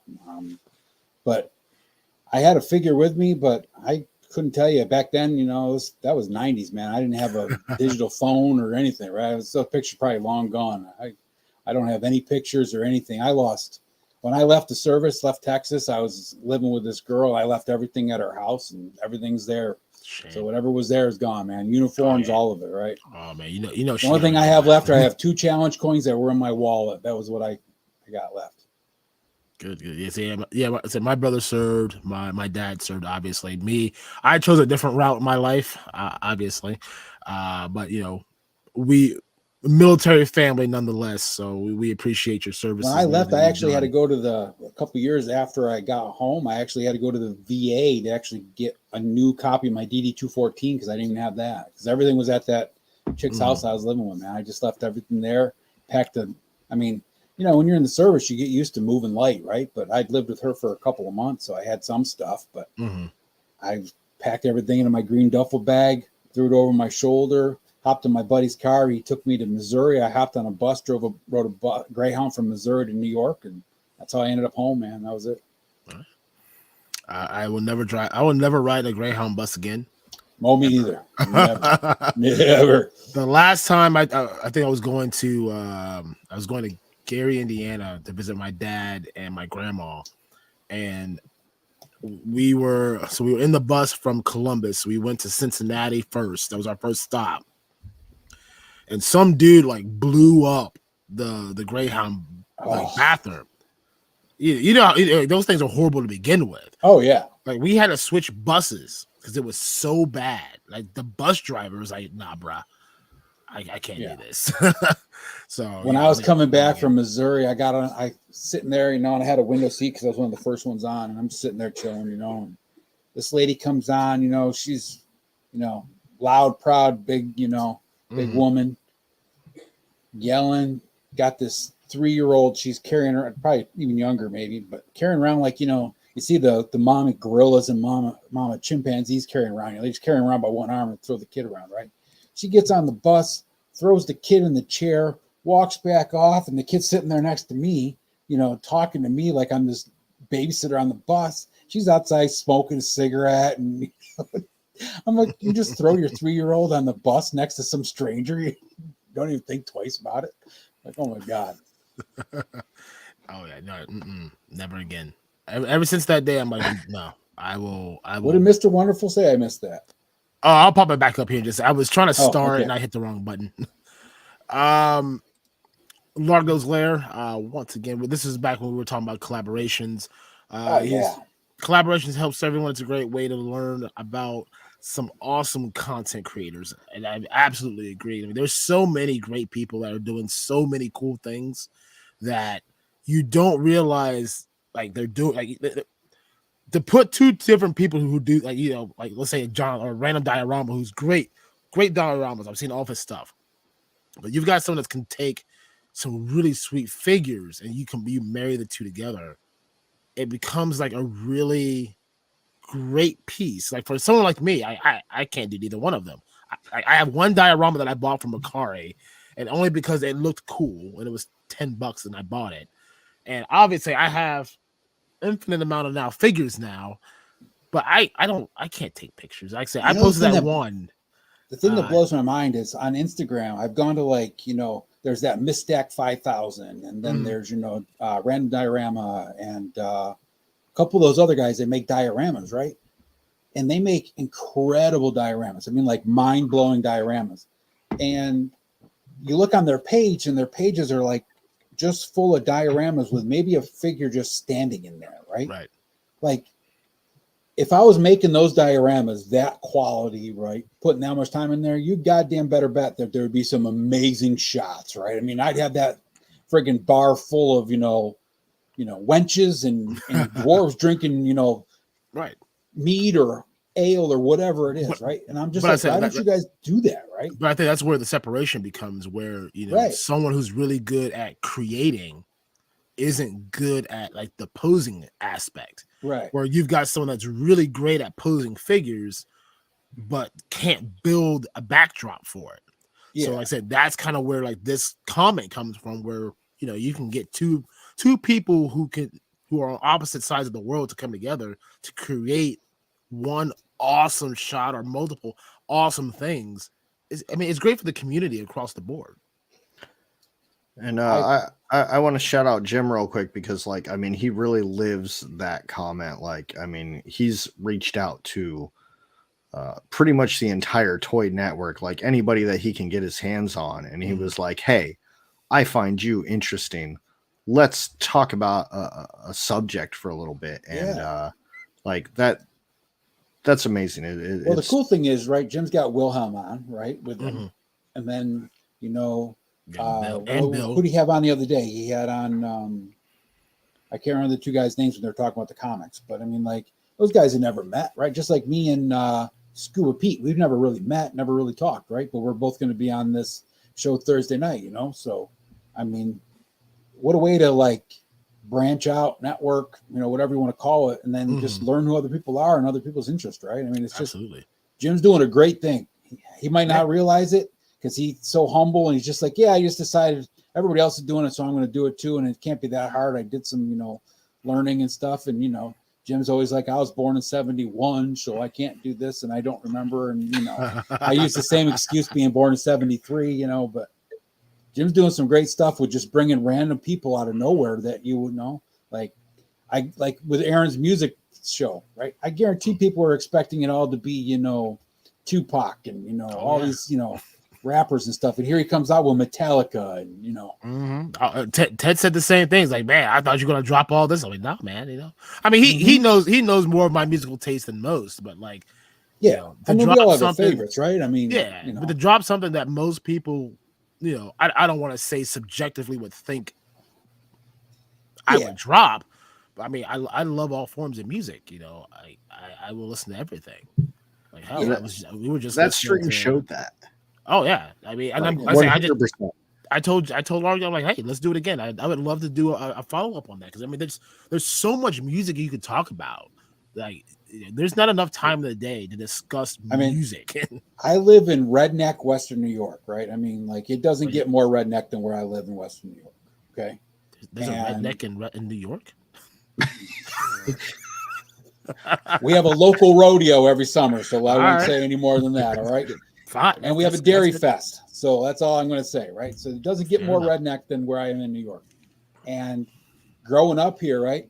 I mean, all the kids wasn't so much cowboy boots, because that wasn't in cool back in the, the 80s and 90s. But, it was the Walmart, tan work boots with the steel toes, the flannels, right? Big, the cowboy belt, with your name on it. That was, wallet with the chain, that kind of thing, right? And then I remember one of my best friends. I had three really good friends in school. He had, the MC drop hammer, or the MC Hammer drop pants that he wore every day, right? Parachute pants. Yes, I mean, we'd rock out to Rob Bass. It was just, everybody else is like, Metallica and, you know, Poison and Bon Jovi and all the hair metal and, you know, Guns N' Roses. And it's like, you know, we're like, yeah, give us some, you know, Rob Bates, you know, It Takes Two. That was like the jam back in my high school days, right? Great song. Bust a Move. Yeah. Well, this chat keeps getting stronger and stronger here because I keep starring stuff now. Let's blow it up. Let's see what's going on. Meter's got to be full because my meter's almost full for a sponsor break. Yes, sir. You're all good. You're welcome to take a break anytime you want. I do it. We just leave Aaron here alone. It's fine. I mean, I'm used to it at this point. You know, Aaron's the only guy that doesn't get to pee on stream. You know, I've noticed that honestly. The Teflon, once again, I'll be dropping little hints here and there. Keep your eyes open. So if you're not following the Teflon or the Teflon _3 on Instagram, I think it's the _ Teflon _3. Is that what I believe it is? Okay, you want to take? It might be Teflon or something like that, right? Because it is Akxion. Teflon. You gotta say it like a French person, like the blue champagne. As we drink the blue blah blah. Yeah. Okay, no, I have it up here right now. It is the _ Teflon _3. Oh, so we were all off. Yeah, I've just been calling him Teflon 3, you know, or just Teflon. Right, it's Teflon. Teflon. Yeah, that French little accent. Just think of Pepe Le Pew, but add a little, you know, flair to it. Just think of our champagne, sir. That's right. Yes, exactly. We got your son Luke once again. It's a pretty credible diorama. The burn marks give it character. I mean, that's smart ass right there. That's the first thing he said to me when I sent him the picture right through text. He's like, "Did you burn your diorama?" It's foam, Dad. I'm like, "Shut up." Yes. So can I ask how old is he? He is 17. He'll be 18 in September. Okay, cool. So like you were talking about, you know, you're making him get in the crick and take the crappy shots. I was like, well, he must be like 7 or something. Like, hey kid, go get in the freaking water. Like I said, so a couple weeks ago, about a month ago, right? Still snow on the ground, but it's a decent day for us, right? It's like 40 degrees. He's like, hey Dad, let's take a walk in the woods, right? I'm like, cool, let's go back and check it out. Last summer, him and I built this big spiral and then this like rock stack of towers, right, in this one spot in the woods. And I was like, let's go back and check it out. I haven't been there since, you know, fall, right? So we're walking back there. I find this nice log across the creek because the creek's flowing from all the snow melt, right? So I walk across the log. He's like, I'm not doing that. That looks dangerous. So Monkey Man here decides to take off his shoes, roll his pants up, and walk barefoot through the, 20-degree cold creek, and then stand in the snow to put his shoes back on. I'm like, you all right? He's like, yeah, I'm good.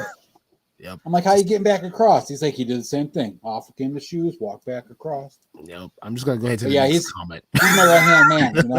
Like, he helps me with dioramas. He helps me with pictures. He helps me with setups, lighting. All of it, man. He's my right hand man, my best buddy. Right. That's good. I mean, to my son, he's 8. He's like, Dad. So how old do you have to be to work at Helladopetoys? Like, you can start right now. Yep. Like, there's a package that needs to be. Go get his stuff. Luke was, he was my first son, right? I had 3 daughters, then I had Luke.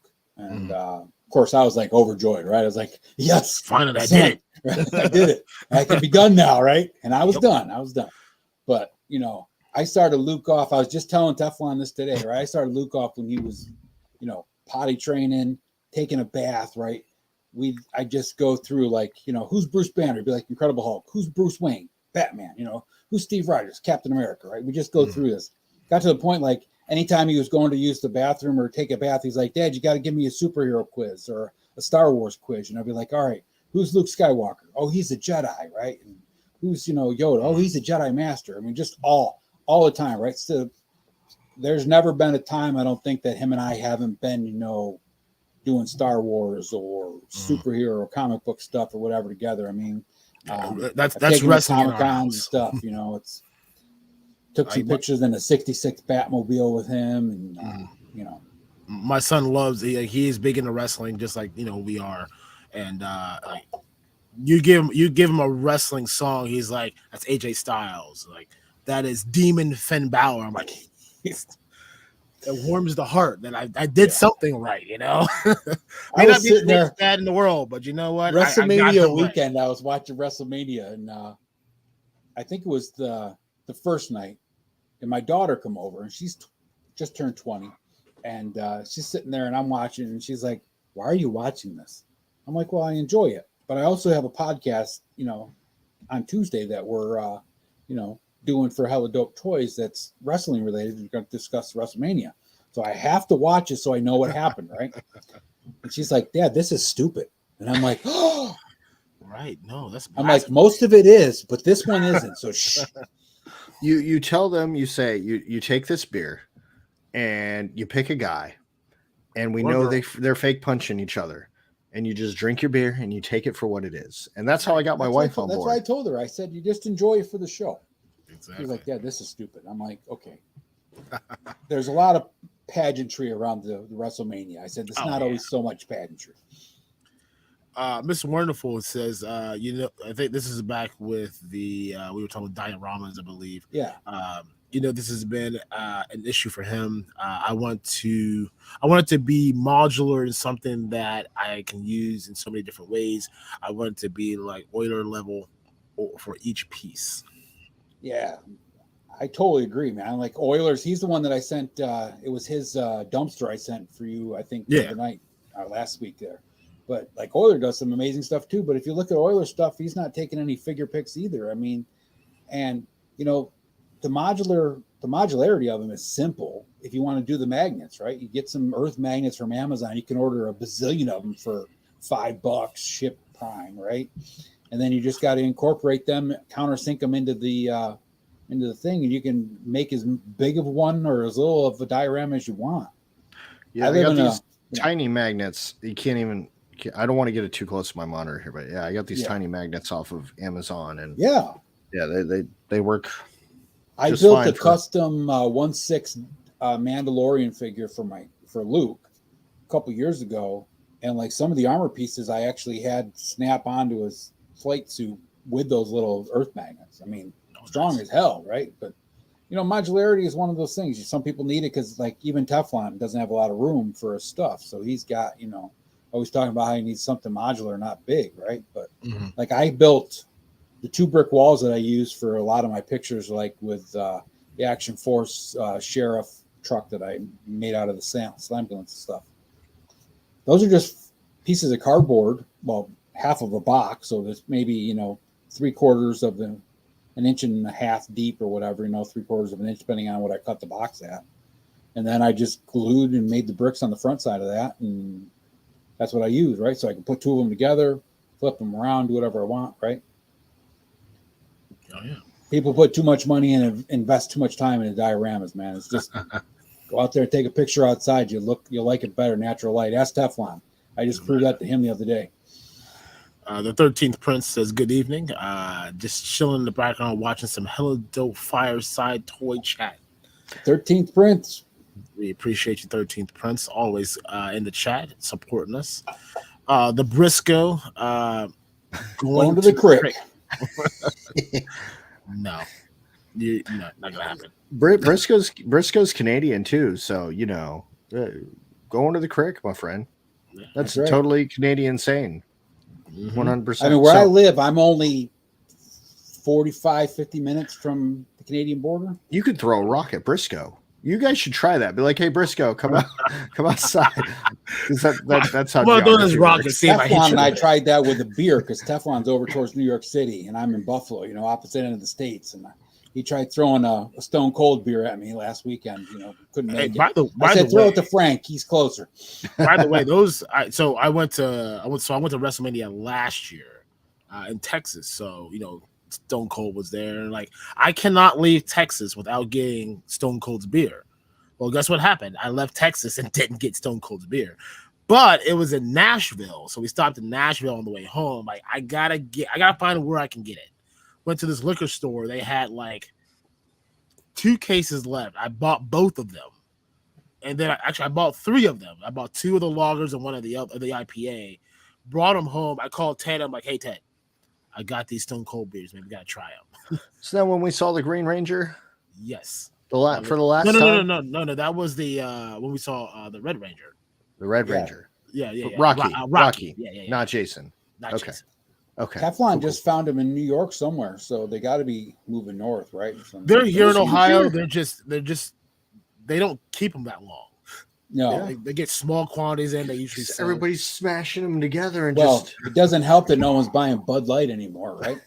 I'm still buying it. I don't give a fuck. Yeah. Well, you know what I'm mad about is everyone keeps buying up all my Miller Lite now, right? And I'm just you can't buy Bud Light. Your man Kid Rock shot it all up.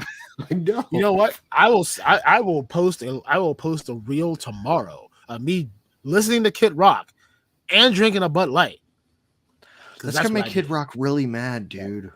Exactly. Then he's not gonna come on our show.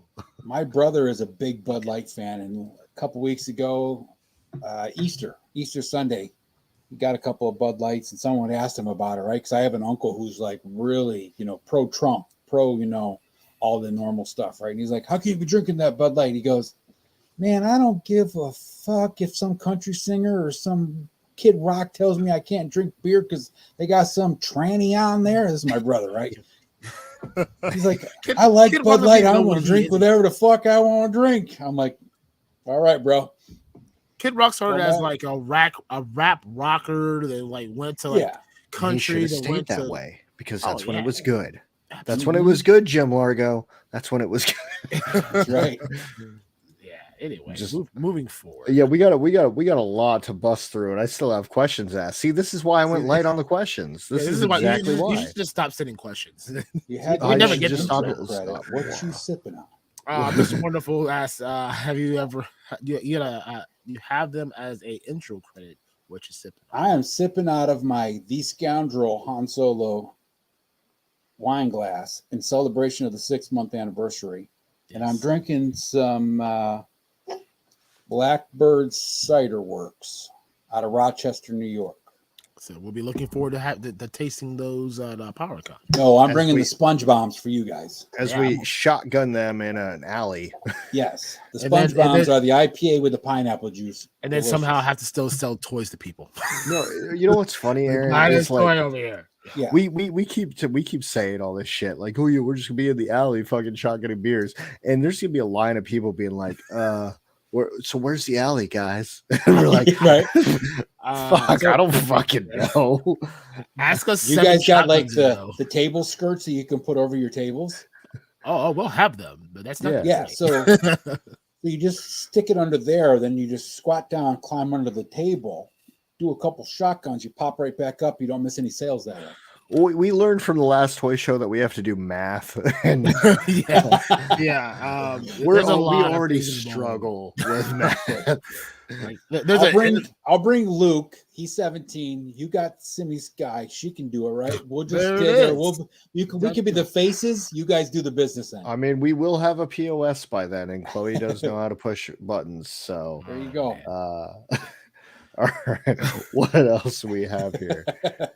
My brother, I mentioned earlier, my brother also served in the Army. He was 1st Cav 13th SIGs. I was HHC 2nd Brigade 1st Cav Division. I was in the actual headquarters company of the 2nd Brigade. Mm-hmm. Yep. I know what that means. Yeah, exactly. Yeah, I got it right here next to me on the thing. I was 31 Lima, but did 31 uniform work. So. Mm-hmm. Was there a poop line on the Greyhound? Not after that guy destroyed it. Okay, so I want to throw out. So I love the poop line callback, and I don't think anybody got the thumbnail. And when I told Aaron I was doing it, he was like, "Nobody's gonna get that joke." But I died laughing the first time I saw it. It was literally just the poop line. I'm like, you know what? I'm doing a fucking callback joke, and if you're a fan of the show, maybe you'll get it. But I look at it from an outsider's perspective, and I'm just like, why did that guy get punched in the nuts? Well, that's when I first saw it. When I first popped it up, that's what I thought, right? I was like, oh, he got hit in the nuts by who? I thought Elf was being, and then I saw the poop line you have in there. I'm like, oh, the poop line. He's waiting for me. It's the poop line. It's the poop line. I gotta. It was a long week, and I even told Aaron, I was like, Aaron, I'm gonna scrap this thumbnail, and he's like, yeah, just fucking figure it out. I was like, fine, I'll figure it the fuck out.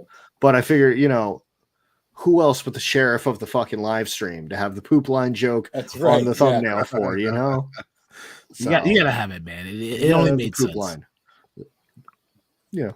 Go back and watch episode whatever. That's right. Whatever episode that was. We don't even remember which one it was. Oh, no, it was it was the toy show one. So it was the toy show. Episode 15 or something. Go watch the toy show one. It'll be fine. All right, where are we at? We are so buried. We are in the weeds. I got a couple more, but we're almost done. You so Western New York that they don't even call it upstate New York over there. No, we don't call it upstate. We call it Western New York. 30, 40 miles west, and I'm out of New York. That's how Western New York I am. Also, the Briscoes has a pair of hammer pants. Briscoe, I expect to see that posted somewhere on the interwebs. Yeah, we want to see pictures. Pictures didn't happen, Briscoe. Right. Show us some Briscoe, of that Rocco you have to have the MC swag. Hammer pants, and then you got to have the dress shoes that have the little steel tips on the front end. That's right. Like the Hammer had. I had those. And then you need the low top fade. Teflon says, of course I'm right. His name is Teflon. Teflon. The Teflon tray. That's not European. So he's saying Aaron. Aaron. Yeah. Aaron. Yeah, that costs you money. $5 you could call me Aaron. or buy hold on. One of these helladopetoys from helladopetoys.com. Well, technically, the Teflon tray, he did that. Well, buy another one. we got bills to pay here, okay? He did buy that one. Yes, he did. I'm running out of electricity. Here's a funny story about Teflon. Let me tell you a little story. His first order, right? I tell him, I'm like, dude, just order from Helladope. They'll get it there within 3 days. You're only in New York, right? I said, 3 days. You're good, man. He's like, all right. I'll get a tray you, He's like, I'm loving your monkey pictures. I'll get a tray you, right? I'm like, do it. So he orders a tray you, and of course, for whatever reason, the shipping company you guys, like your logistics, whatever you guys use, right, for your program, it'll show that it's like still waiting for pickup until like the very night before it gets delivered. Weird. Yeah, that is weird. We don't look at tracking anymore because, like I used to look at tracking back when we, sold 3 things a month. I'd be like, "Where's it at? Where's it at?" That's weird. That's a good note. So I don't care, right? Because I'm used to Big Bad where it's you order and you might get it in 2 weeks if you're lucky, right? So I was like, well, it's already been shipped, so I know it's in process somewhere, right? Yeah. So I told him, he's like, man, I'm getting anxious. I want to get this figure, I'm like, well, what's your tracking saying? He's like, it's still showing that it hasn't even been picked up yet, or waiting UPS, or with label created. That's what it was, right? Yeah. I'm like, well, when did you order? And he tells me, I'm like, oh, it'll be there tomorrow, dude.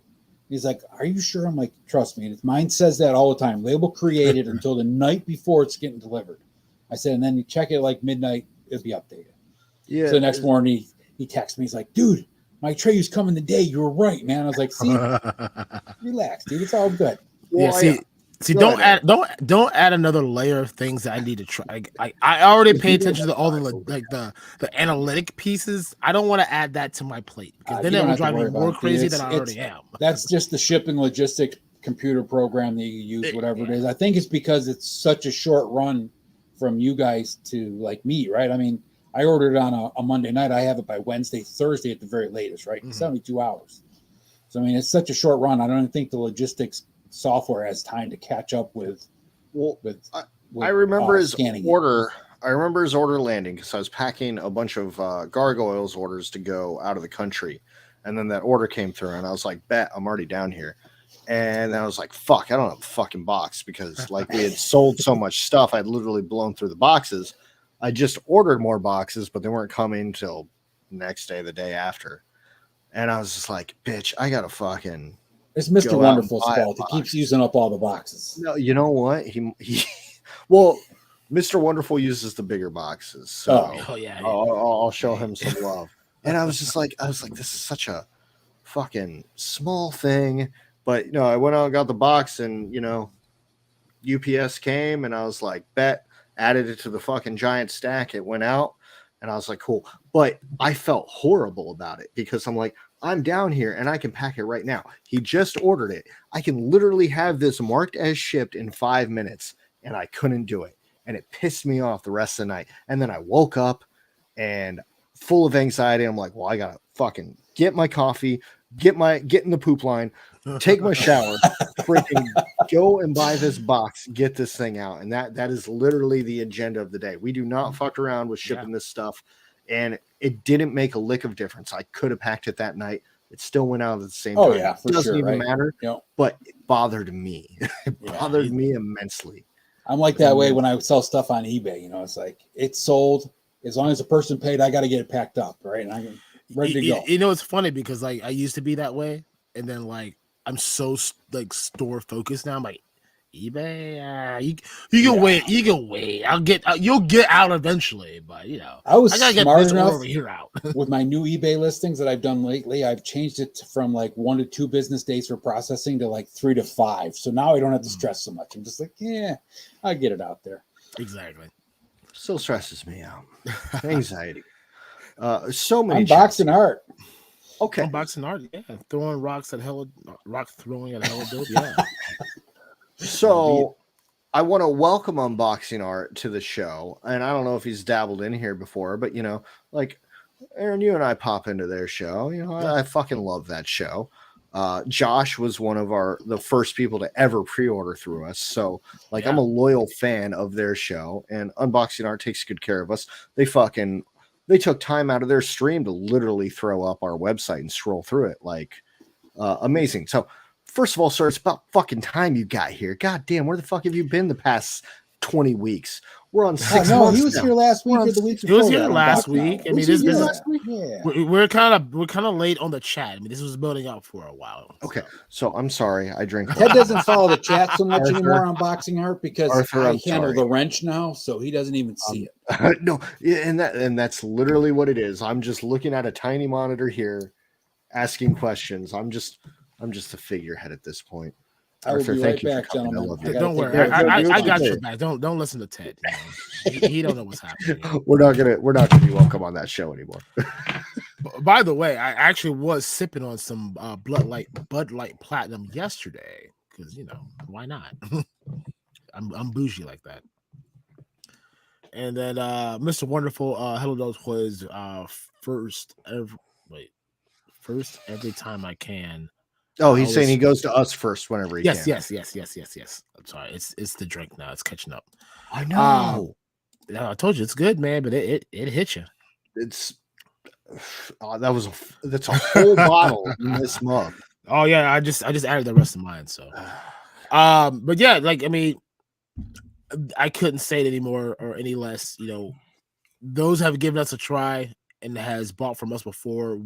I like to think that we've proven that we don't just say that we're going to do something, we're doing it. Like you place an order, like Payne, your order, I just got your order. I will pack it up tonight before I go to bed. It'll be shipped out tomorrow morning. So like we may not be Amazon, but we will be pretty damn close. We try hard. Unlike that store, that's big. That may be bad. They might be bad. They might have $4 shipping, but you're going to wait 3 months. I also heard they still got AWOX on pre-order. I'm just saying. I mean, I don't know that to be factual. I mean, it is factual. Goodness. If I had a pre-order on that store, I would immediately cancel it because there's also another store.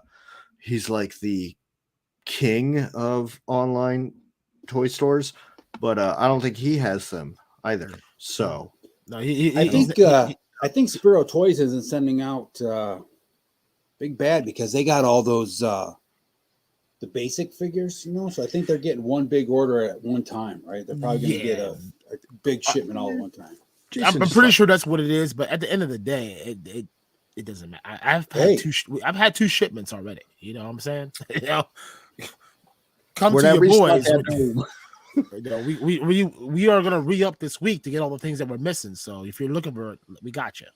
I've been looking at some of the other things on Big Bad, and I can tell you, man, like the markup that he has on some of the figures and stuff, that it's just like incredible. Like how much they're marking them up for for their sales. It's let like, me put this up. I actually want to talk about that real quick since you brought it up.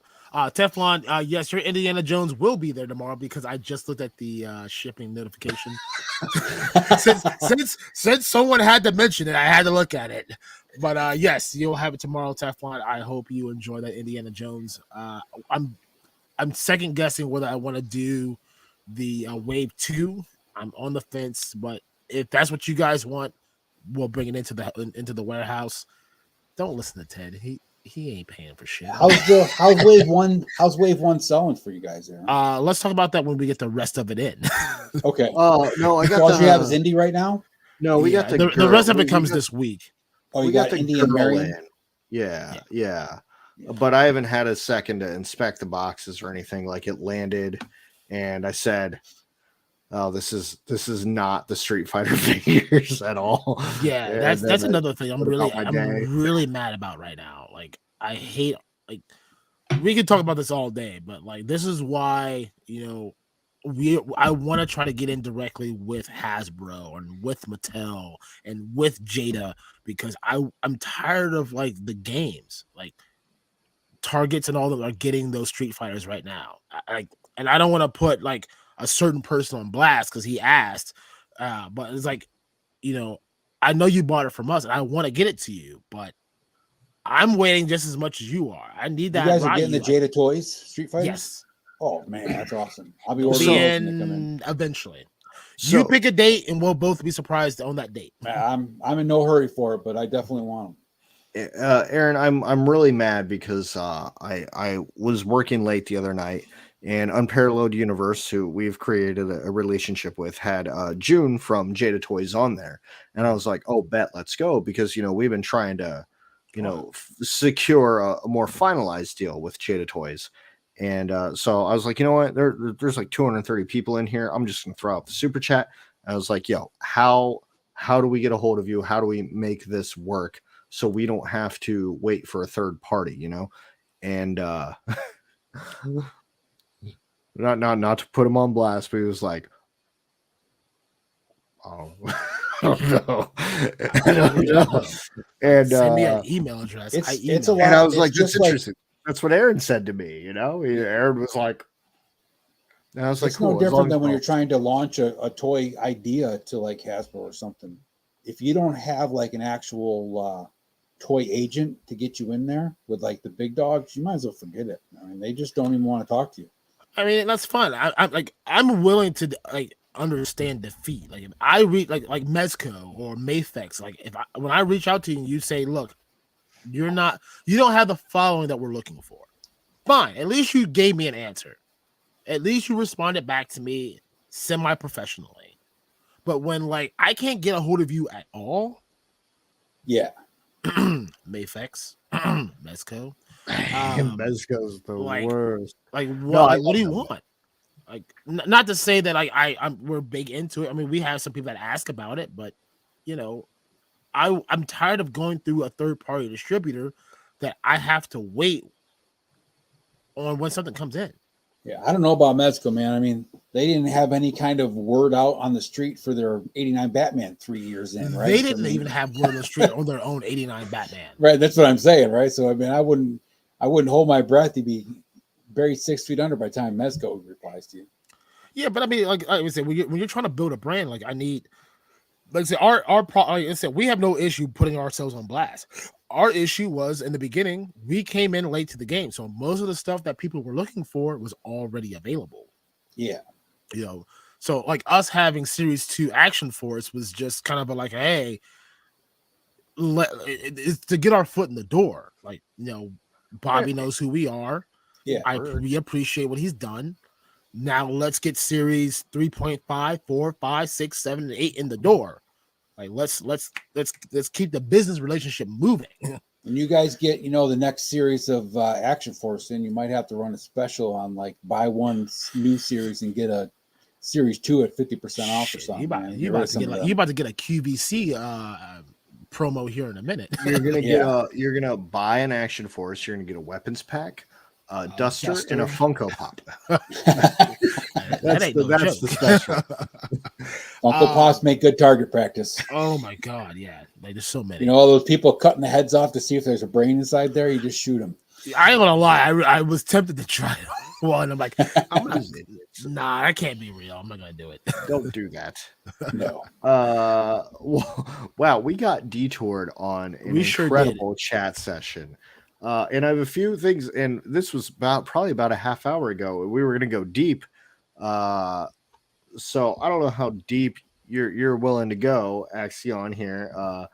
But I'm curious as to what are some of your favorite toy channels? You're a guy who obviously knows the stuff, and I see you around. Like literally, like I can go back a year or two on some of my favorite channels and find you in the comments, or rewatch a live stream and find you in the live stream.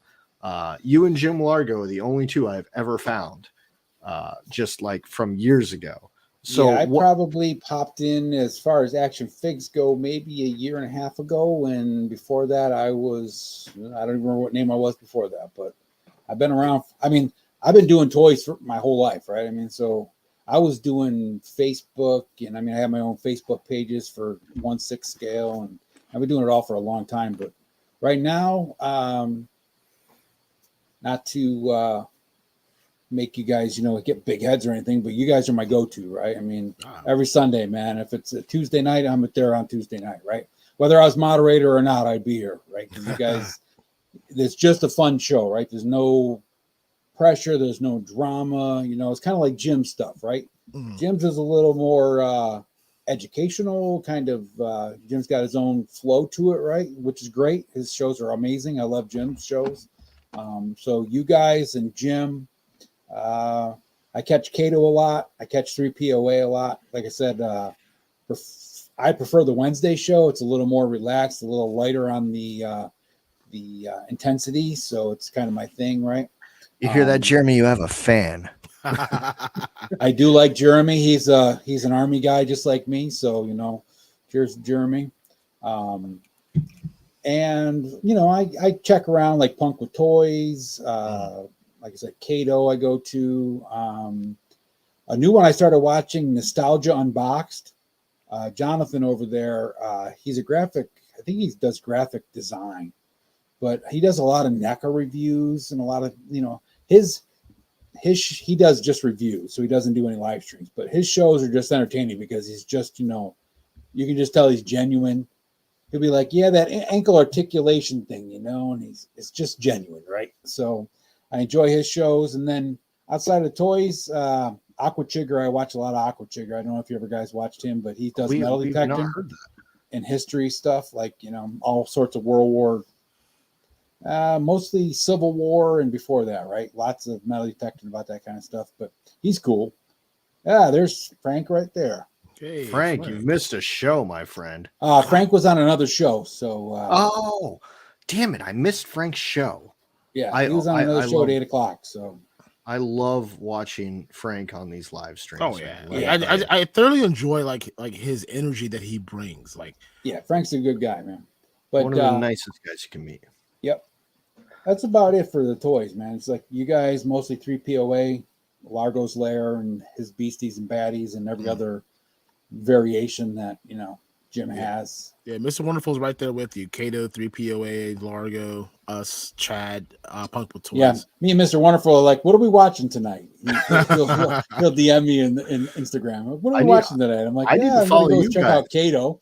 Because there's some nights that are popping, and there's some nights where I'm just like, fuck. Well, no, that's the problem. It's like feast or famine. It's like, it's like I got so many that I want to watch, or there's nothing on, right? Exactly. Like, the other night, Punk with Toys was on, Kato was on, and there was 2 other things on. I'm like, I don't know, man.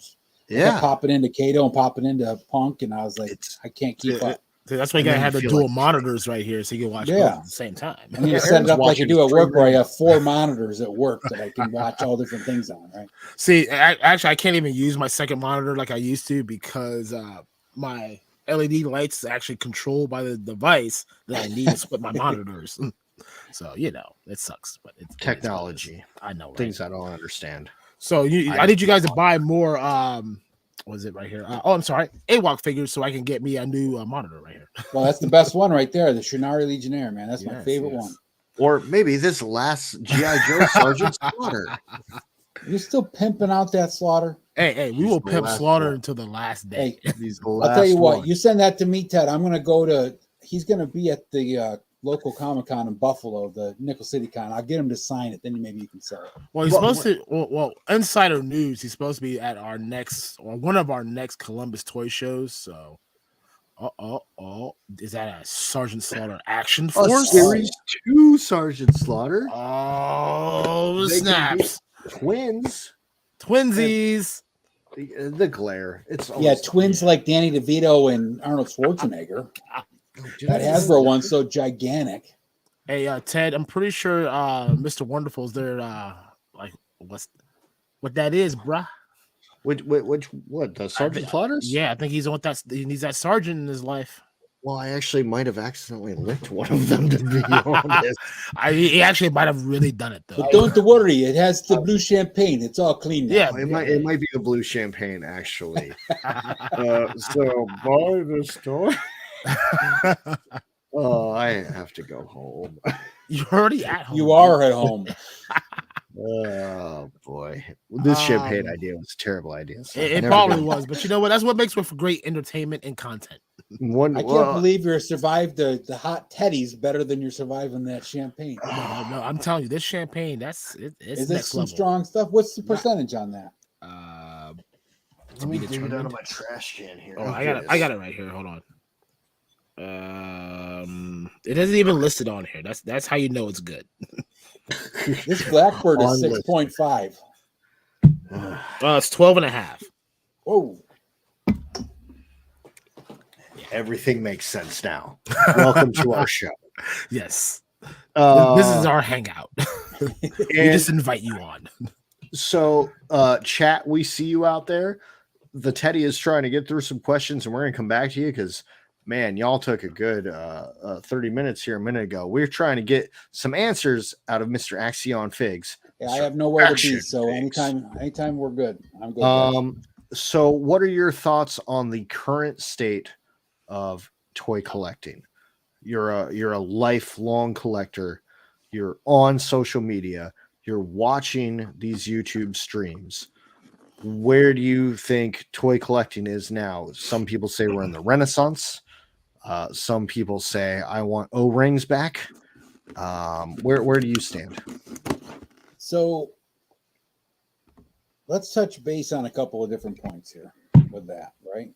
I think like the collecting right now is at a really weird time. It's kind of going right along with the whole world thing, right? Because I mean, like, we have some amazing figures out there, like Mythic Legions, like, you know, not the greatest articulation, but you know, we used to have 5 points, right? When I was a kid, right? Yeah, the neck 3 turned, points at one point. Right. The neck turned, and if you're lucky on the figures, you know, the hips and the arms went up and down, right? Yep. You know, so I mean, but the paint apps, the detail, the sculpting, spot on, right? Those figures are amazing. AWOC, same kind of thing, right? Got a little more articulation. Sculpting is beautiful on those. Valaverse, I mean, you've guys seen some of the desktop pictures that I've done, right? Desktop figs. Yep. I can put some of those figures in some poses that are just, you know, not even possible, right? They shouldn't be possible by physics, right? I mean, like some of the Matrix poses I put some of those figs in, right? It's just, that's all freestanding. I don't use props. I don't use strings. I don't use, you know, little things that I photo edit out. I just, if the figure won't stand, I don't pose it that way. No figure stands, no little tricks. It's all free posing, right? Just like I like to take my pictures in natural lighting, I take the pictures with no like little tricks, right? Mm-hmm. But other than that, I mean, like I guess my biggest disappointment is Hasbro, right? Because being a long life G.I. Joe fan, I mean, I started in the 70s with the Adventure Team, went through the Super Joe phase, even collected the Defenders, which came between, you know, Super Joe and the regular Joes, which was a really crappy knockoff 12-inch line, right? Just basically using up stock of old G.I. Joe stuff. Then to Real American Hero. And I mean, I have a picture of the very first GI Joe I got, which was a Real American Hero, which was like Grunt, right? I mean, the guy with the whatever. I don't think it was Grunt. I can't remember his name. Shockwave, maybe, with the mortar launcher, right? 1982.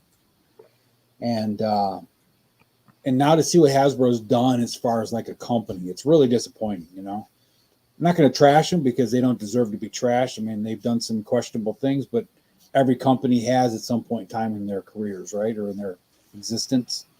I find it disappointing because, like, for me, like, even with the Indiana Jones figure, right, great looking figs, you can't argue with the sculpt and everything that Hasbro puts into them, but like the accessories on Indiana Jones are just subpar, right? Yep. And for a company that coined the phrase action figure back when G.I. Joe launched in 1964, right, and that was the first time the word action figure ever was spoken.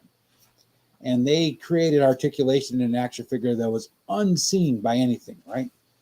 And now we're going back from all these points of articulation that they've had in the Black Series and G.I. Joe Classified to release an Indiana or Black figures with limited articulation and trying to justify it by saying that, you know, oh, well, it breaks the sculpt, it breaks the look of the figure. Yeah, I think you're just lazy, really, right? You're just lazy and cheap and don't want to give us what we need, right? I was so looking forward to Indiana Jones having, you know, super articulation. Would have taken away from the fact that he wears, you know, tan trousers. Sure, probably would have, but it would have been some cool posing I could have got him in. That's for sure, right? Yep. So what breaks it more for you? Is it the fact that this is a three-parter. Is it the fact that they took away the window packaging, which we now know is coming back? Is it that they took away the extra accessory pieces, or the fact that they continuously now are raising the price? So my biggest problem with Hasbro is not the paper or the plastic-free packaging, right? We all know that was just a money grab thing that they were trying to hope for it was going to work. They got their, you know, butts handed to them because collectors were like, well, I'm not going to collect your figures anymore because I'm an in-box collector. I can't see the figure, so I'm not going to buy anymore, right? That was just a money grab, hoping that cardboard that's recycled would help, right? They threw the Earth thing out there. Just be honest, right? It's cheaper for us, but then don't raise prices. So kind of discouraging. The biggest problem I have with Hasbro is their quality. I got Spirit and I got Recondo. Spirit, I couldn't even pose the legs because they were so gummy that as soon as I moved the legs, I could actually see the white stress marks in the plastic. Wow. And Recondo, I picked them up on my birthday with birthday money, right? Me and my kids, who all went out for lunch. We all went to shop into the Hobby Lobby and stuff. I got some craft stuff for some dioramas. Like, I'm going to go to Target. That's when I posted those pictures for you, Aaron, of the fancy inbox pictures with him laying down in the box. Oh, don't worry. That's still standing up in the box, right? And I got him open. You know, he was a cool looking figure, great sculpt. The head looks amazing, right? Uniform looks amazing. I put him on an Action Force figure stand, had him standing on the shelf. I went into the room the next morning to get ready for work, and he'd fallen off the shelf onto carpeted floor, and his arm had actually broke off. The shoulder peg on that thing was probably like an eighth of an inch long, right? And such plastic was so crap that it just broke. It was like, so I had two figures that I bought that were classified, and I was done with Hasbro. I know a lot of people Indiana Jones. I went and I was like, I'm going to gamble because I love Indiana Jones, but I know a lot of people had issues with Recondo where like his mustache was like off-centered, or like it didn't connect all the way. Like, my mustache is beautiful. You can actually see the mustache is not supposed to be connected all the way. It actually comes off the skin. That's how it's sculpted. It's gorgeous. Yeah, I mean, if it was uneven, I guess it would look a little weird, but mine is beautiful. There was a select few on triggers. Yeah, there was a select few that came in great, but there was a lot of complaints through the toy community that was complaining how the face sculpt was way off. Like the mustache was just horrible. Well, it's like Indiana Jones, right? The head sculpt is gorgeous on Indiana Jones. The jacket, gorgeous, right? The gun is so rubbery that it's actually hard to get into the holster. That's why you gotta get those Action Force weapon packs that we also have at helladopetoys.com. I'm ordering the Gridiron Adventurers set. Did you see that with the whip and the gun and the torch? Yep. Gorgeous.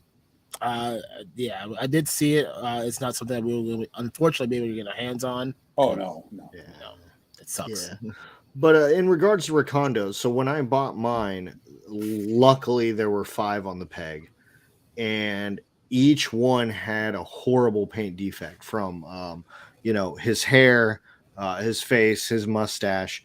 And I'm glad there were 5 because I enjoy the figure. I don't have a lot of issues with mine aside from paint. Like, all of them look like they just had extreme paint defects. And I'm not even a paint guy. Like, I usually don't even care. I just go yoink and I'm on my way. But they were bad. And so I settled with the paint splotch on the arm here. So I just kind of pretend it's a weird tattoo or a scar or something, but it looks like somebody put a Sharpie like right on his arm. It's pretty bad. Well, you know how mine fell off the shelf? I had it sitting on the Action Force stand, right? I had both of his feet on 2 of the pegs, and the ankles are so weak that standing up, the ankles just, because he was still standing on the stand when he fell over. So he teetered over so far that he fell off the shelf. And those are good stands. Like, yeah, they are the best stands I've ever seen. Need a stand, right? Yeah. So I thought, I'll put him on a stand that way he won't fall. The ankles were so weak that he actually just kind of kept creeping over and finally just fell off the shelf. Well, so I want to get back to the chat. And sure, let's go back. I'm a little torn here because it took us a long time to get through the chat the last time. And I have one last question. So let's fire the question. Let's go. I was thinking to your question. Let's get the chat afterwards. Yeah. Okay. We'll just all right. Hey, chat, we're coming back for you. But it's a loaded question too, just like this one. So you had some deep thoughts about toys and toy collecting. You watch a lot of YouTube channels, and you've already Mr. Wonderful.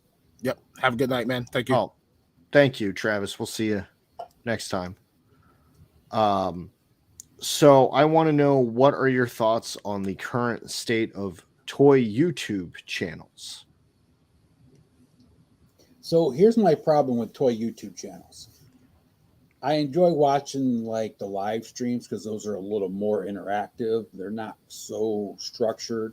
But like for me, I started watching toy YouTube reviews back when I was kind of on the fence about going into Valaverse or not, right? I wanted to see how they were, what people were thinking about them, right? So I watched a bunch, and then like I started watching some more about Mezco, started watching some about AWOX, and started watching some, and it's all the same thing, right?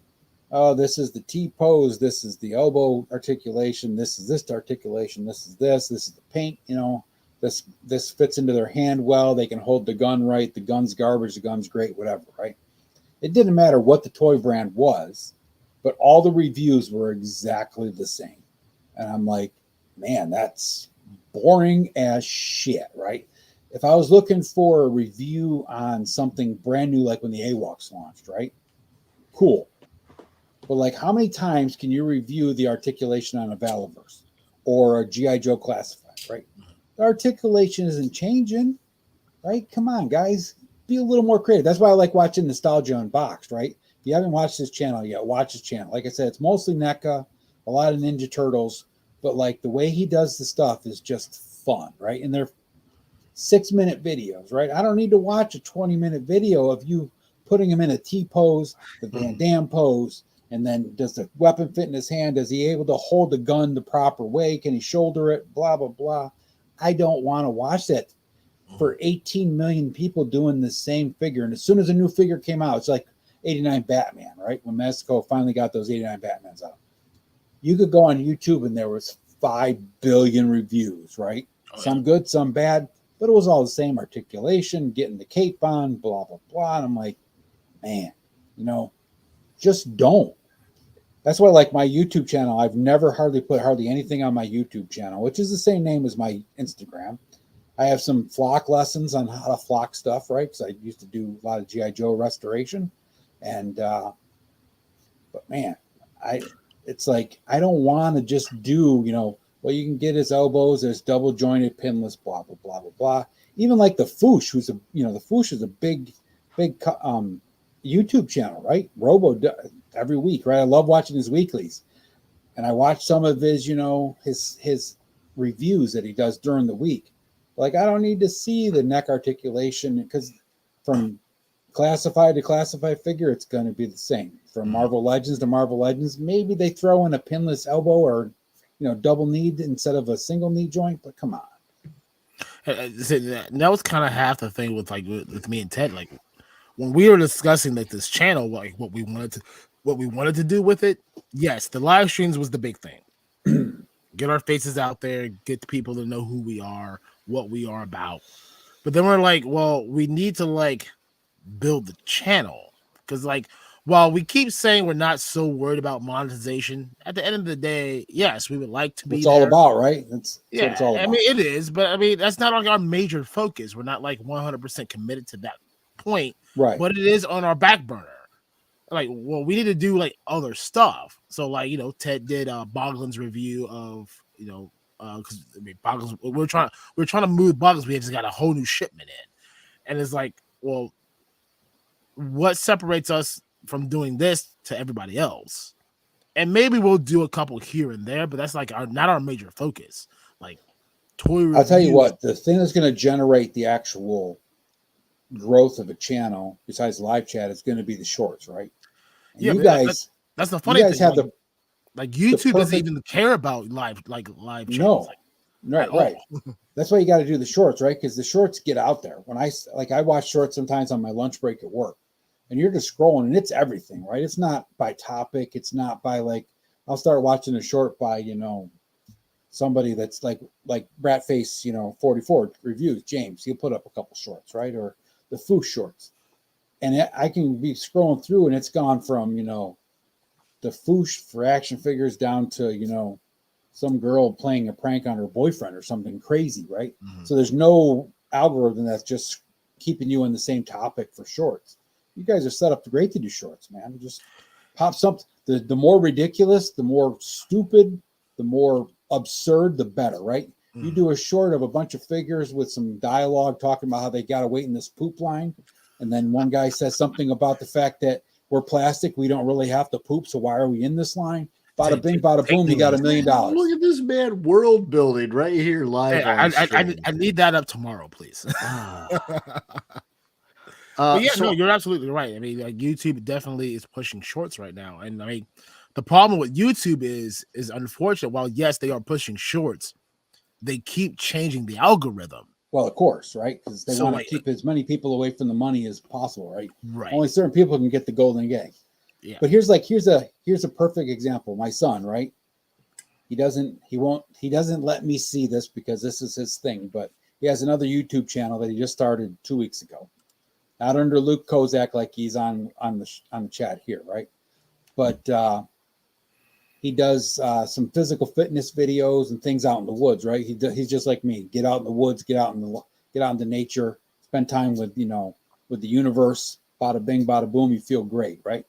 Mm. So he did this video about he's really into samurai and Miyamoto Musashi and stuff like that, right? Did this beautiful video about all that stuff. Got like 100 views. He videoed himself the other day taking a rock, throwing it up in the air, watching the splash on a short. 2,000 views in like a day, right? So the more ridiculous, the more absurd, the more simple, the better you're going to be at this. And then you're going to grow your channel. Then the reviews you're going to put up, people are going to watch because they're going to watch your channel, right? You already got a good group of followers from your live chats because you guys are just fun to be on, right? I mean, it's a lot of fun to sit here and watch you guys bullshit, and all your guests are great. There's no drama, there's no intensity, there's no pressure, right? You guys do a couple of absurd shorts, like I said. I just threw an idea out there, Ted. You could do that in a day. So I want to give my gripe with the shorts, and it's probably wrong because we're not YouTubers. We never set out to be YouTubers. We don't go around claiming we're YouTubers. We're dudes that have a toy store that do a YouTube show. Right. And while I appreciate the shorts, my issue with the shorts is like, sure, I can post something and maybe it does well. And yes, maybe we get followers from that. And while the YouTube live streams that we're doing right now don't necessarily help us from a YouTube format, I feel it helps us in other ways. It helps us in building brand awareness. And, you know, maybe we give you all a little FOMO every now and then about some AWOCs that you can buy right now at helladopetoys.com. But what I don't want, because right now there's 17 people on my screen right now. And, you know, we've probably capped out tonight at about 18. And the last time I checked, we had 224 subscribers to this YouTube channel. So based off of me, and Akxion, you know this as well, you get around to a lot of YouTube channels, right? You look at how many people are in there, and based off of what we have right now, which is 17 people, you know, not massive, you know, we're very modest. Hell, I thought it was going to be 7. So the fact that there's 17, fuck yeah, thank you guys. I appreciate all of you. But I don't want to be a channel that has 5,000 subscribers that still only has 17 people watching the lives. So here's where you got to make your line, right? Right now you have 17 people watching, right? You take my son out, take your daughter out, right? So there's 15 people that are watching. I'm watching, and then Aaron's also watching, and then you're also watching. We have like 8. Right. So let's just say you got 12 people watching, right?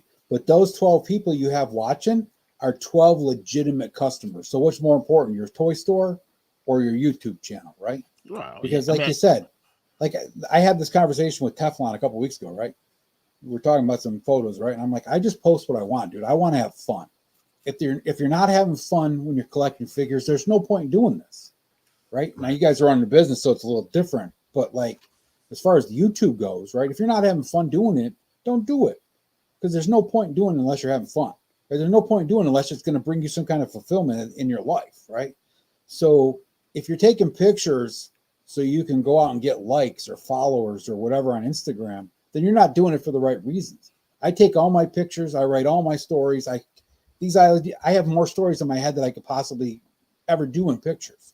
I've been doing this for 40 years, but I still have more pictures, more ideas.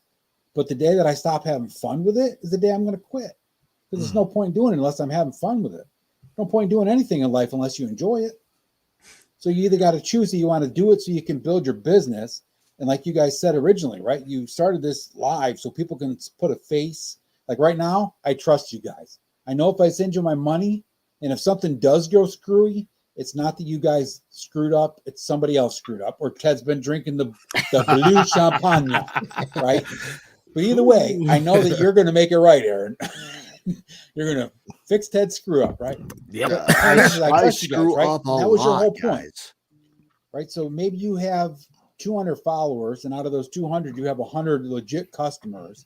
And out of that 100 legit customers, you have 20 of us that will send you our money when we can't even afford it because we want the figure and we know that you guys are going to deliver in 72 hours, right? Yeah. I mean, you're absolutely right. I mean, it's all about trust, right? And you guys built that trust now with your loyal customer base, me, Mr. Wonderful, Teflon now, right? We're all ordering from you, right? I just asked you today, do you have any more Boruses, the horse coming in from Mythic Legions? Because I don't want to go somewhere else. But if I have to, I will. But I'm going to go to you guys first. Right. It's like the Jada toys. I'll wait for you guys to get those Street Fighters before I order for somebody else because I don't need it in a hurry. I'd rather give it to you guys. We appreciate and I want you to support you. Yo, talk about shit that I'm clipping all week. They're like, this is going to run Monday through Friday. I mean, you said it best. I mean, we appreciate all of the kind sentiments. I mean, this is what we've been striving for this entire time. Like guys, I've been doing this for a long time. Let me tell you, like when I post like the picture I posted tonight, right, of get your plastic fix at helladopetoys.com, right? When I put that up there and I recommend somebody, I'm not recommending you because I want to, I'm hoping you guys will give me something for free or because you guys are paying me or whatever it is, right? I'm doing it because I mean it, man. I mean it from the bottom of my heart. You guys rock, right? I mean, wait a minute. The first order I placed, 72 hours. 72 hours, right? I mean, you can't beat that. I've waited for weeks for stuff from Hella Dope. I've waited for weeks from Hasbro Pulse, from everybody, right? I've been shopping online for a long time. There used to be this company, Small Blue Planet Toys, who had like the most amazing assortment of stuff. Like you take Entertainment Earth, helladopetoys, Big Bad Toy Store, and all the other ones and mix them together. That was Small Blue Planet Toys, right? Mm-hmm. And that toy company was on it. They were like you guys, right? You order the next day, that shit's out in the mail. They don't have that anymore. Whoops, wrong one. Sorry, this was damn it. The chat keeps moving. I'm sorry. So I gotta bounce. Yeah, he's gotta go. He's gotta go home probably. He's almost done with his shift at work. Talk to you later, Teflon. Love you, man. Teflon. Well, one, we appreciate everything that you said. Like that means a lot to us, and that's definitely what we were striving for. So like I said, even if we're just impacting a handful of people, like we're cool. We're chilling. Like Hellodope Toys is doing fine, and I know there's this fear. Our website doesn't look the best. A lot of toy stores have gone under. There is another toy store that totally acknowledges a lot of other toy stores going under and how that benefits them. And we're well aware that we could potentially be on that list. Like as far as people buying, that's a lot of the skepticism of pre-ordering from us, and we've heard it before. Like, why would I want to pre-order from a store that's not going to be around a year from now? And that's something we battle with every day. So that is why we do the show. Yeah, but why we offer PayPal. There is nothing saying that Big Bad isn't going to go under tomorrow, right? You're right, absolutely. I mean, there's nothing saying Walmart's not going to go under tomorrow. There's no guarantees in life. The only thing you got guaranteed is taxes and death. That's it. You got that right. I mean, and that's something that I mean, like what Ted's kind of alluding to is like, I don't sleep at night because, like I said, I need to find a way. How can I convert you from Big Bad or you from, and I don't want to mention said name, but I'll do it out of just the conversation, Nerdzoic or anyone else. Like the big problem is like they want your money right now, except for Big Bad because they got Big Bad money. I don't have that. So I sat for nights and I've talked to this man many a times. Like, how can we corner the pre-market market without saying, I want all your money? Give me 30%. Give me 10%. I just need to know that you want it. That's really all I need to know. I need like right now. Hey, there's nothing wrong with doing the deposits, right? Even the NRDs. I mean, I just put an NRD down on Big Bad for the ramen toys, 25%, right? I ordered one from Ace. I ordered an orange one from Ace, but I'm trying to spread the love, right? Right. And then Big Bad had it for 25% down, or $25 down, right? Now they didn't mark that up. It's going to be $250, which is basically what Ace is selling it for, right? Had it been marked up, I think this was $225 if you order directly from them. Right, but by the time the shipping comes in, it's going to be like $250, $275 from Ace, right? So I ordered an orange one from Ace. I ordered a black one from Big Bad. $25 down. Yeah, it's all good, man. And, but there's no guarantee that $25 isn't going to be gone. Right. I have no way to prove that. It's a gamble, no matter how you look at it. But like for us, our thing is we just need to know what we're ordering, because like right now the hot thing for 2024 is going to be the Mythic Legion's Necronominus. That's going to be a huge wave, and we know that. So like when we set the pre-order up, it was like, look, all I need now is 10%. I just need to know how many of you want X, Y, or Z figures. Right, just like the retail exclusive line, right? You need to know how many you need to order, right? So you're not sitting on it, right? I get that, right? Totally. Right, and now we're going to order a couple extras because we know they're going to be somebody's going to be like, "Oh man, I wish I would have got that." Right? There's always that FOMO, right? Exactly, and we're going to be that person that we want you to come to. I got to talk to a buddy the other day. I was picking up this. Actually, I got it right here. I got this my very first Mayfex Wolverine from him. That Wolverine? Yeah. So I'm like he's like, well, so what separates you from from me going to Target? Like, actually, I want Target and Walmart to get all their figures. because when they sell out locally, who are you coming to? Yeah, You're coming to me. You're going to him. Oh, him, because most of our pickups are closer to him. yeah. Did you design your website, Aaron? Did you design it? So we used a template from Shopify, but Ted Shopify, put in okay. pretty much the back end like work to make it look the way it does, which I hate. Which yes. So your website, I made it, your but I hate it. website, the biggest problem with your website, and I've set up websites for my company that I work for now, done a lot of marketing and stuff, is it's clunky. Like when I go to look at like when I was looking at Duban to order him, right? When I have to scroll down to see the other pictures, right? You can't just click on there and then go scroll through the pictures, right?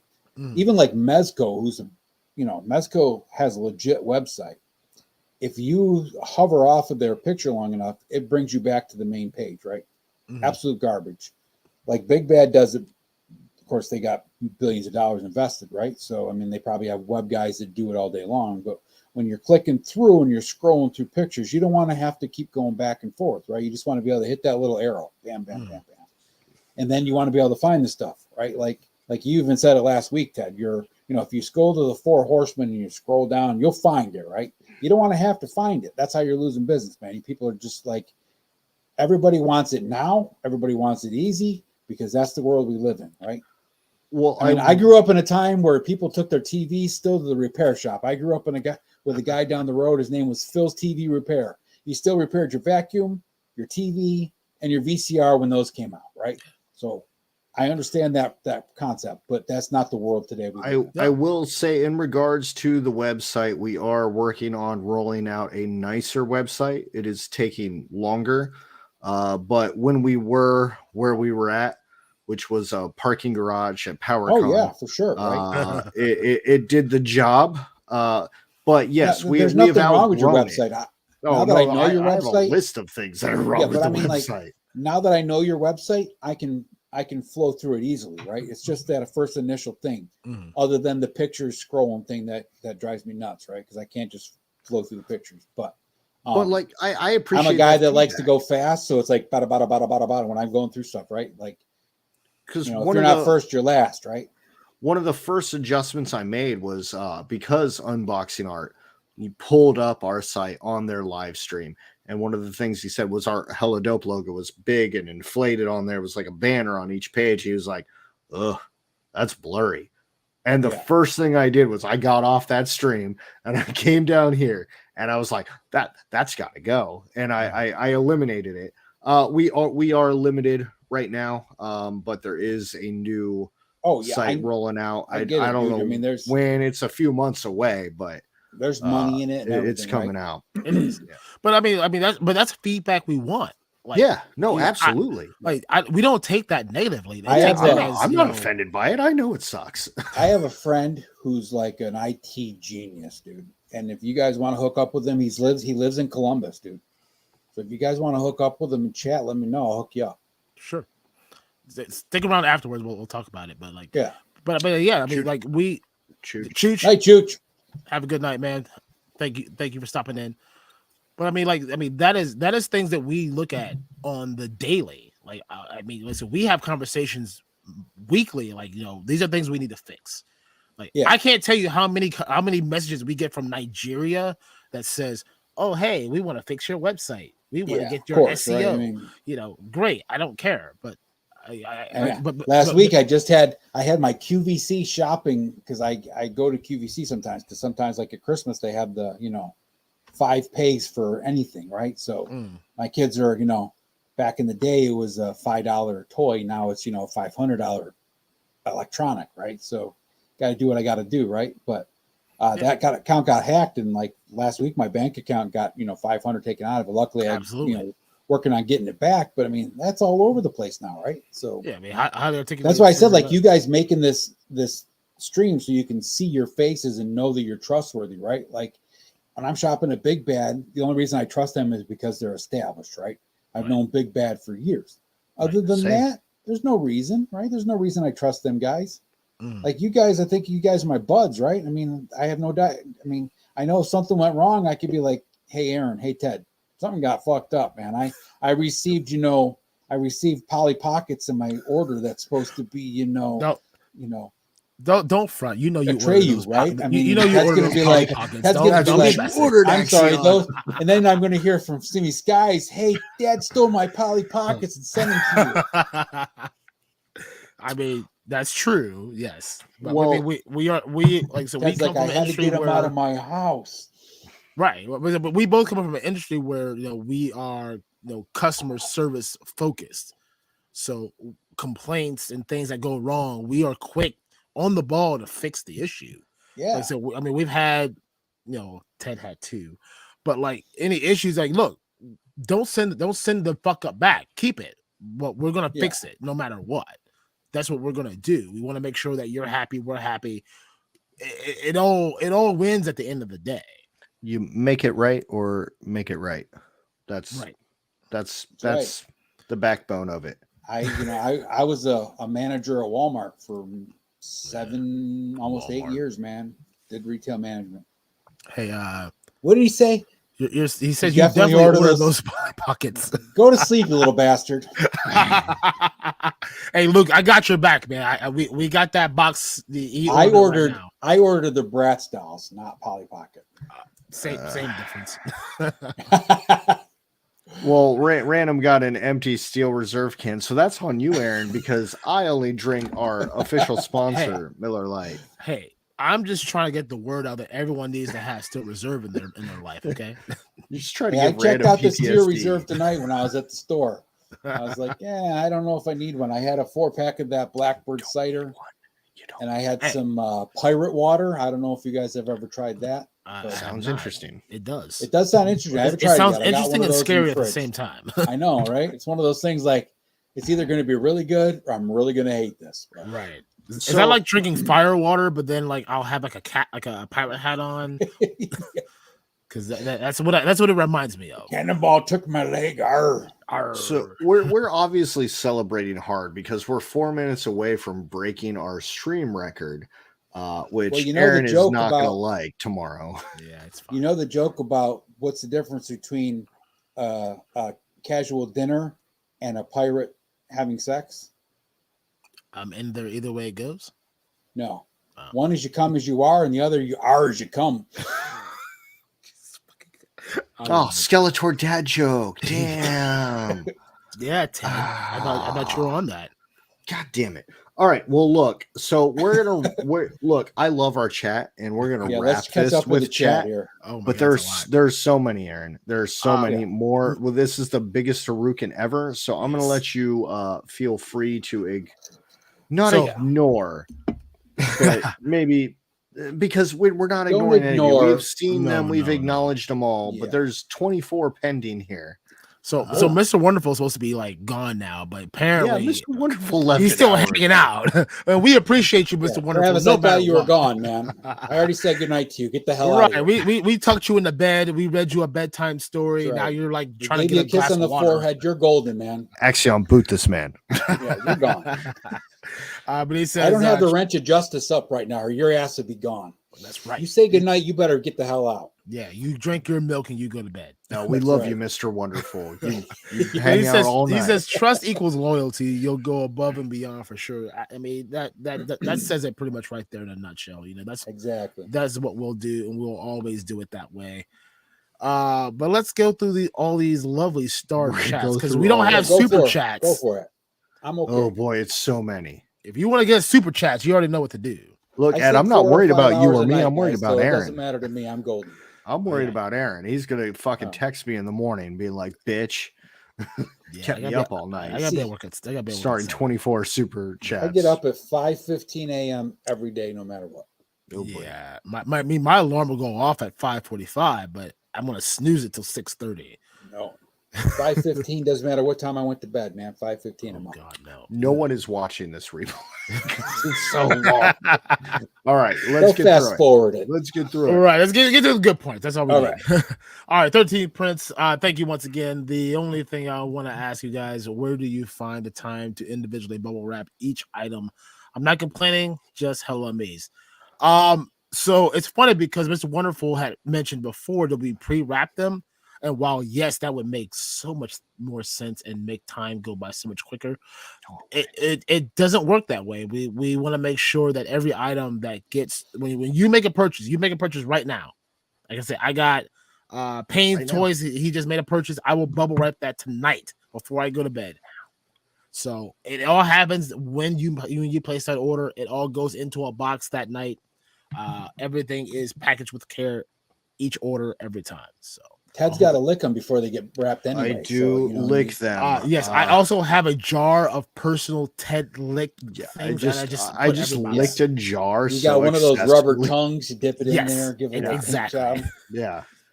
No, it's good, but no, a lot of it is Mrs. DarkClaw, and over the years she has learned a system. And man, can that girl fucking pack a box? I trained her. Did you really, or did she train you? Well, she trains me now because all she does is when she's not around now and I have to do it myself, all she ever does is give me crap about it. And she goes, does this pass the shake test? Oh, you're wrapping it like that and putting my name on it.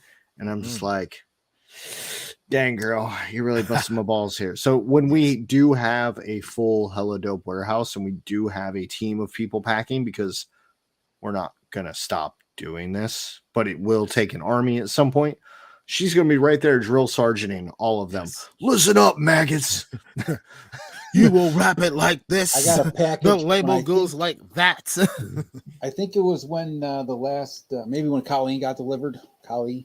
It was a real windy, stormy day here. The mail lady opened up the door. She rang on the door. She's like, oh, good, you're home. I didn't know if anybody would be home. I was afraid it was going to blow away because the wind was, 50, 60 mile an hour gust. I'm like, I looked at the box. I'm like, oh, it's from Hella Dope. It wouldn't matter. I just found it out in the field out there, but the box would be good. We're all good. That's right. I got a video coming up soon. I'm not going to put said person on blast because I'm going to wrap and cover their logo, but mainly because it's not their fault. It's not their fault. No, but this is testament to the way that we ship things versus like the postal delivery service. So keep an eye out for that video. I think I'll have it up this week. But yeah, you'll see when you see it. But yeah, you got FPS kicking field goals down the hallway and slamming in the elevator door. Oh God, no! When you see this box, you'll understand. Dude, this chat is the whole stream is still popping, and we have so much to get through. So holy crap! Oh, there's a punk. Yeah, there's punk with toys. Punk with toys. I find myself going through spurts where I'll watch everything toys, and then I'll take a week, and then two, and then that's kind of me. Like Ted's always in them, and then he's like, "Hey, I gotta work tonight. Can you pop into this stream?" Like, yeah, I can do that. So yeah, usually it's Ted, and like I said, like Largo's stream really was more for me, like to get you guys to understand who I am, because Ted. Like, there's two of us. There's two of us. Everyone thinks it's just me. Yeah. I can't do this alone. This man does more than you guys people know. I just get all the credit, and he does. It's Lawrence is another guy though, man. He gets on some of those live streams on Mondays. He goes for like 3 hours, 3.5 hours. It's like, oh my God, dude. And this chat's just the same way. Bam, bam, bam, bam, bam. Yeah. No, I've been popping in. I've missed quite a few lately because of work, but no. If there's a live stream and I can be there, I'm there, man. Just send me a link. I'm there. Mr. Wonderful, I swear if I end up in a showroom, 99% of the time is either Ted DarkClaw or Akxion Figs. Yeah. As I said, not there's like 1%. That 1%'s me. I'm the 1%. But it's usually because of my work schedule. I just can't be there. I cheers a lot of people in chats. Let me tell you. Oh yeah. And and it's not a generic thing.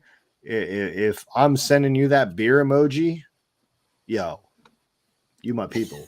Right. If not, if I'm just like hello. Random Diorama Cider Slaughter includes watermark circles from Ted's drinks. Random saw that, didn't he? I'm gonna grab a drink of water real quick, guys. Let me lick we're this gonna off. pop through these chats real quick, so you're good. Punk with Toys Sarge was just at my toy shop today, but he turned his back on Hulk Hogan in the USA, so I don't like him. You know what? He's had that him and Iron Sheik. They had a thing. Baby. By the way, if you're not following Iron Sheik on Twitter, what's wrong with you? Because that Everybody follows Iron Sheik. That man drops some. He drops great stuff on Twitter. I love him. Iron Sheik's the man.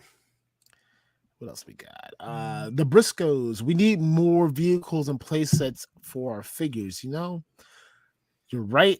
I feel they're coming.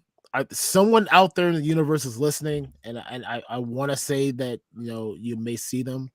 I want to say a side note to that, and I don't know if Random's still here, and I know Akxion is getting water, but a lot of the diorama building stemmed from a lack of action figure play sets. And the next best thing that we have coming out is Snake Mountain, which I'm not even that thrilled about. Castle Grayskull's dope. I know. I fucking looked at it and I was pissed. I was like, this sucks. It doesn't have an elevator or anything. It's got a prison. It's fine. It's whatever. But I mean, they substituted the elevator for the prison. You gotta have some lockup. but that's where diorama building comes from, because they killed us on play sets. That's my take. Frank, once again, I feel like the new Joe waves have taken a dip in quality for sure, and the joints feel gummy. And I'd say that kind of just sums up what Akxion has been saying all night with lack of quality, but also trying to demand more money at the same time. And I want to say, if you're sitting there and you think, no, Frank, you're completely wrong, you should go to helladopetoys.com right now and buy a G.I. Joe Classifieds figure and prove him wrong. And if you don't just buy a classified figure, buy a classified in a Valiverse and then compare the joints. You'll see the difference. And then just in case you're bored, go ahead and get this AWOL figure right here. And if you go to Realm of Toys 89 on Instagram, maybe you'll find a discount code. I'm not going to tell you what it is. And while you're at it, pick up a Mythic Legions, because the paint apps and the detail sculpting will blow all those out of the water. So go get your parents' credit card. That's right. Don't listen to him, Luke.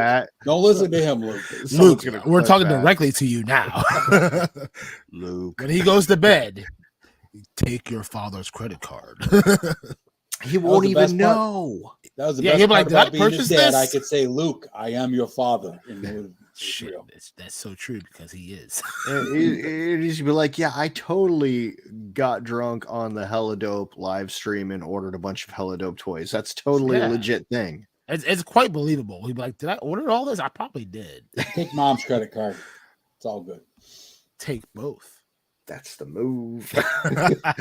Punkable Toys, 6-inch vehicles are so big and takes up so much space. When I was a kid, right, growing up in the 70s and 80s, mostly in the 70s, right? I mean, like the Adventure Team and the FisherPrice Adventure people, vehicles and play sets were everything. I mean, they were nothing as far as expense goes. I mean, nothing.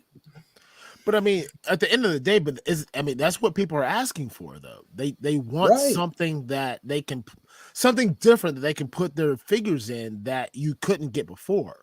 So I mean, like Ted has right now, the Bratz car made famous by No Laser Pants, put it on the map.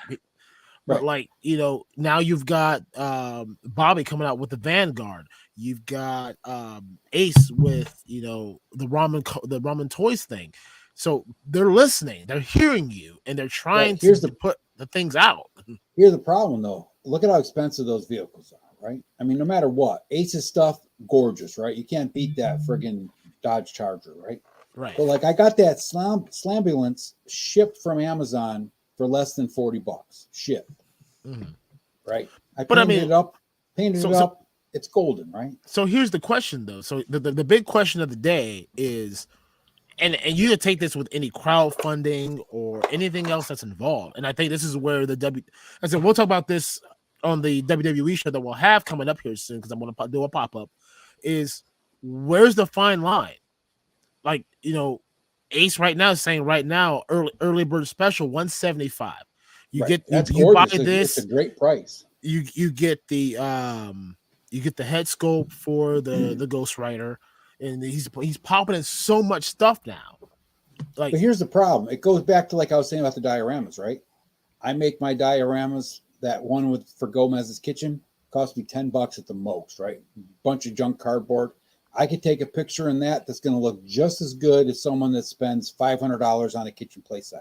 You're right. But let me ask you this question on the same breath. So, someone like yourself that has done this for a while, take someone like myself, not that artistically inclined to do that.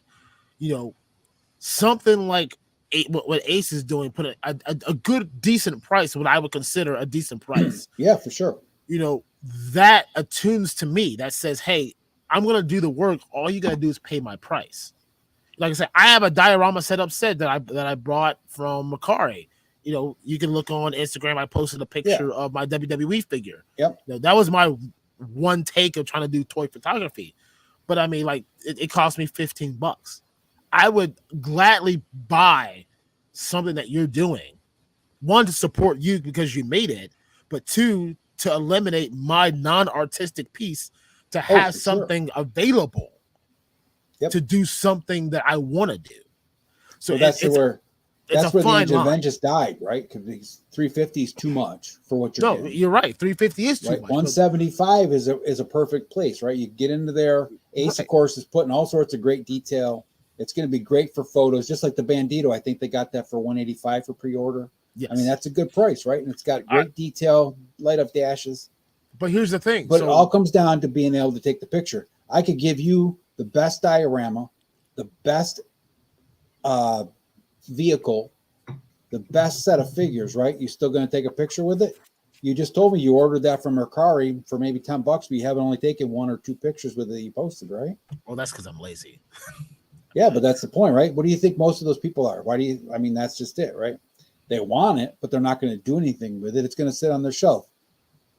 Yeah. Toys are about having fun. I mean, that's the bottom line, right? If you're not having fun with them, like, that's why I like the thumbnails that Ted creates, because they're fun. I mean, they're just hilarious, stupid. Well, that's why he's the creative one. He does the creation. I do all the. I do all. And there's nothing wrong with not having fun with them. That's your mode of collecting, right? But like, if these people are screaming that they need a vehicle and they scream that they need a play set, right?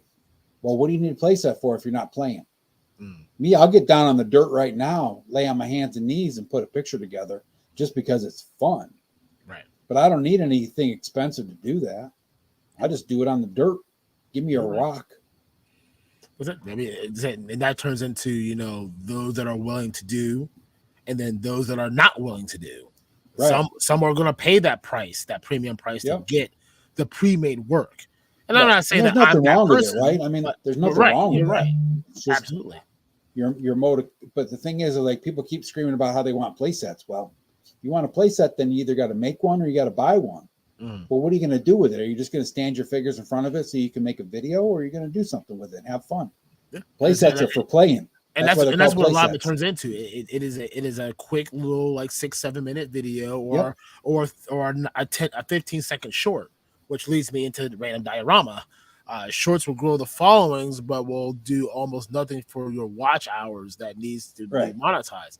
And while yes, that is exactly true, which is why we struggle with the fact that and I say we'll preach this to the moon. We're not trying to get monetized. We don't want to get monetized, but if it happens, it happens. Well, it's not that we don't want to, but it is not an active front burner goal. Right. Like, if we do, we do. Of course, everybody does. If you're doing this for a little bit, you're like, yeah, of course we do. But we're not actively doing the things that you need to do to achieve that. And we're well aware of that. Right. You're either growing your business or you're growing your YouTube business. That's what it is. That's exactly what it is. Yeah. I mean, soon it'll be both, so don't worry. Yeah, I mean, I eventually we'll get there and it'll be fine. Right. But you guys are focused on the hella dope right now, right? Yeah. I mean, so yeah, you got to it comes, right? You got to build systems and routines, and then once that is flowing, then you move on to something else. But go on, Aaron, because we're pressed for time. So, Punk with Toys, it gets harder to review with articulation, but remember, there's always a newbie coming into the hobby that doesn't understand it, and different brands. Right. So on that, go ahead. Yeah, I get that, right? I mean, it's true, right? There's always new guys coming in. Like I said, I came into Valaverse late, right? And it was great that all those reviews are out there, but it's like, it's it's more of it's a rough thing to see when a new figure launches, right, or a new figure releases, because like when the SDS wave came out, right, Bobby didn't change any of the articulation, Bobby didn't change anything, right? So just do one review of the whole wave. I don't need you to review Blowback and then review the Scarab and then review this, right? Do a wave. That's one thing I appreciate about like Robo on the Foosh, right? If he's going to review a wave of figures, he reviews the whole wave and he does a quick little articulation check, right, to make sure it's all the same. But I mean, he's not doing one 15-minute video for Blowback, not doing one 15-minute video for Scarab, where it's all the same thing, maybe just in a different disguise, right? True. You're right. Like a Punk does great. Lawrence does great. Like today I watched his review of Duban. It was perfect, right? It was just quick, down dirty, you know. Yep, I actually got that cape, I got that on my favorites. I'm gonna probably watch that tomorrow when I'm not having to be at work at 7 a.m. But to move on, Chooch, I know he's probably not here, but if he is, great. Hate shorts, but I watch YouTube with busy hands. I mean, it kind of leads right into like I'll watch a couple of them, especially if it like leads into what I want to watch. But it mainly is I watch like 2 or 3 things and then I'm off. I like YouTube is background noise for me. Yeah, most of the time it's just background noise. Mm-hmm. Yeah, I watch it while I'm cooking or while I'm driving. Well, I don't watch it; I listen. But you know, champagne, it's fine. Random not just champagne, blue champagne. Blue champagne. With Teflon tray. Can't worry about it, Ted. This is probably for you. Just have to try and grow and let the cards fall where they do. The more overall exposure should help in the long term. This is probably back to the growing of the brand. Well, like I said, I still stand by the fact that I would rather have 200 followers and 20 viewers than 1,000 followers and 30 viewers. That's my personal opinion, and that is not a knock to anybody, because I understand that live streams are not for everyone, and a lot of people subscribe to channels for long form content. I'm just saying, based off of what we are doing right now, because we cannot make short-term, long-term content. You also have the other side of the coin. I'm happy with our current numbers. Right? You have the other side of the coin where like 3 POA, right? Saturday nights. There's what, 500, 600, 1,000 people that are viewing those live streams sometimes. And even with super chats, they're missing them.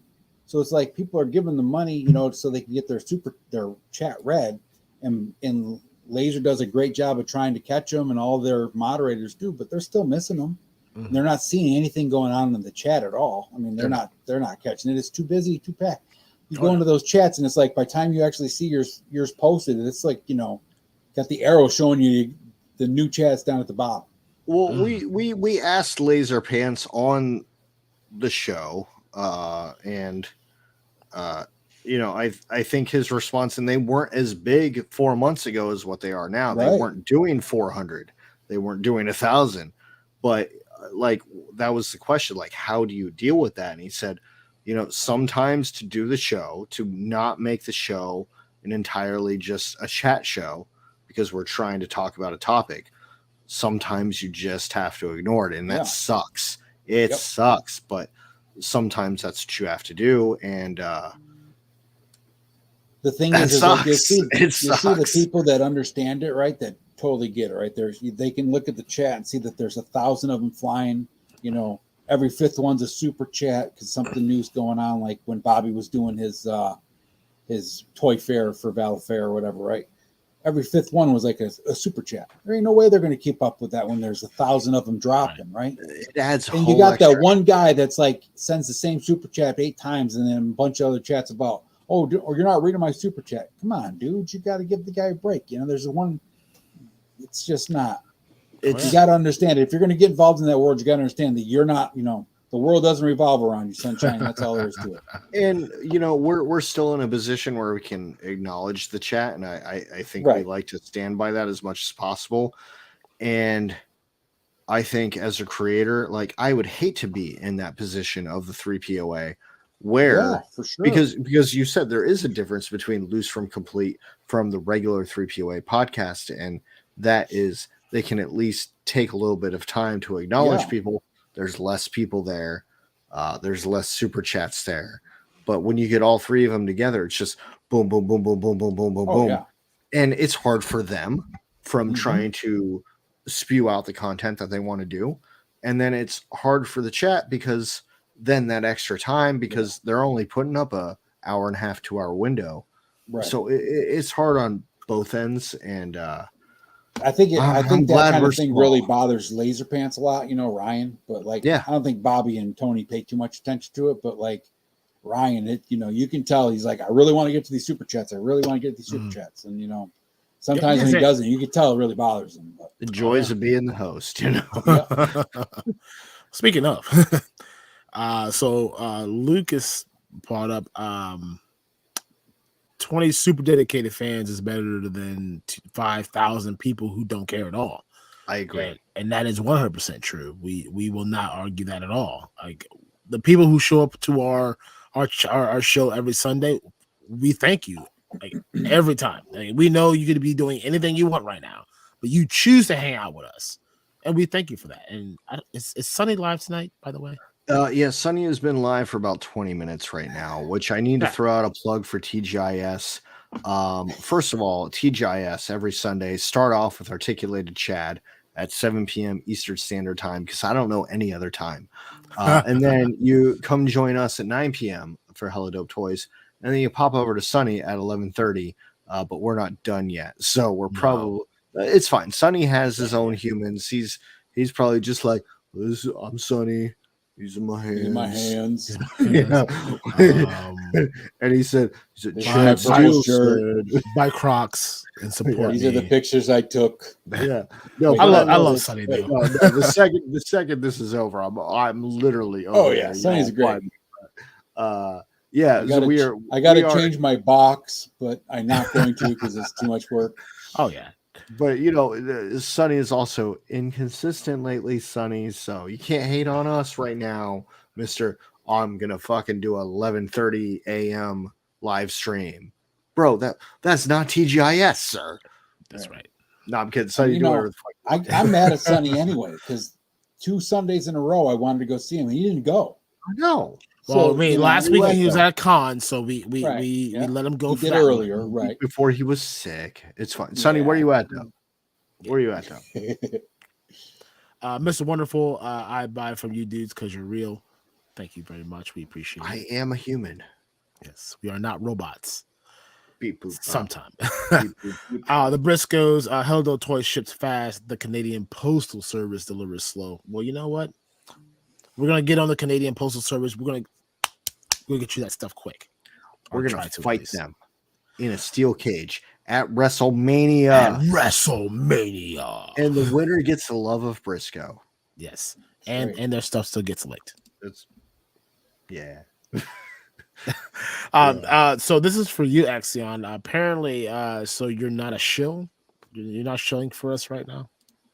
I'm not shilling for anybody, man. Fucking shit. Yeah, we don't show. There's no shilling going on around here. God. That's this crazy. Fucking guy. He just came on the show. If Helladop took longer than 3 days to deliver my shit, I wouldn't buy from him, man. I still buy from BBTS because it wouldn't matter. Shit. So now we're on the clock. This fucking shill. I just want to give Ted a little things to worry about when he goes to bed at night. The bad thing is that is going to bother him until it's going to bother me so much. I haven't ordered anything yet, Ted. You're good. No, I've been checking. Right Tuesday. I got Tuesday or Wednesday, you'll get an order from me. I got a monitor up. 13th Prince, please get those Street Fighter fakes. I mean, we're just waiting on our distributor to say it's shipping, so hopefully soon. But like I told Jeremy, you pick a date and let's both be surprised when it happens. That's how many are you guys getting? Just the first 2? Not a lot. So they only announced right now Ken and Fei Long. Those are the first 2 official announced figures.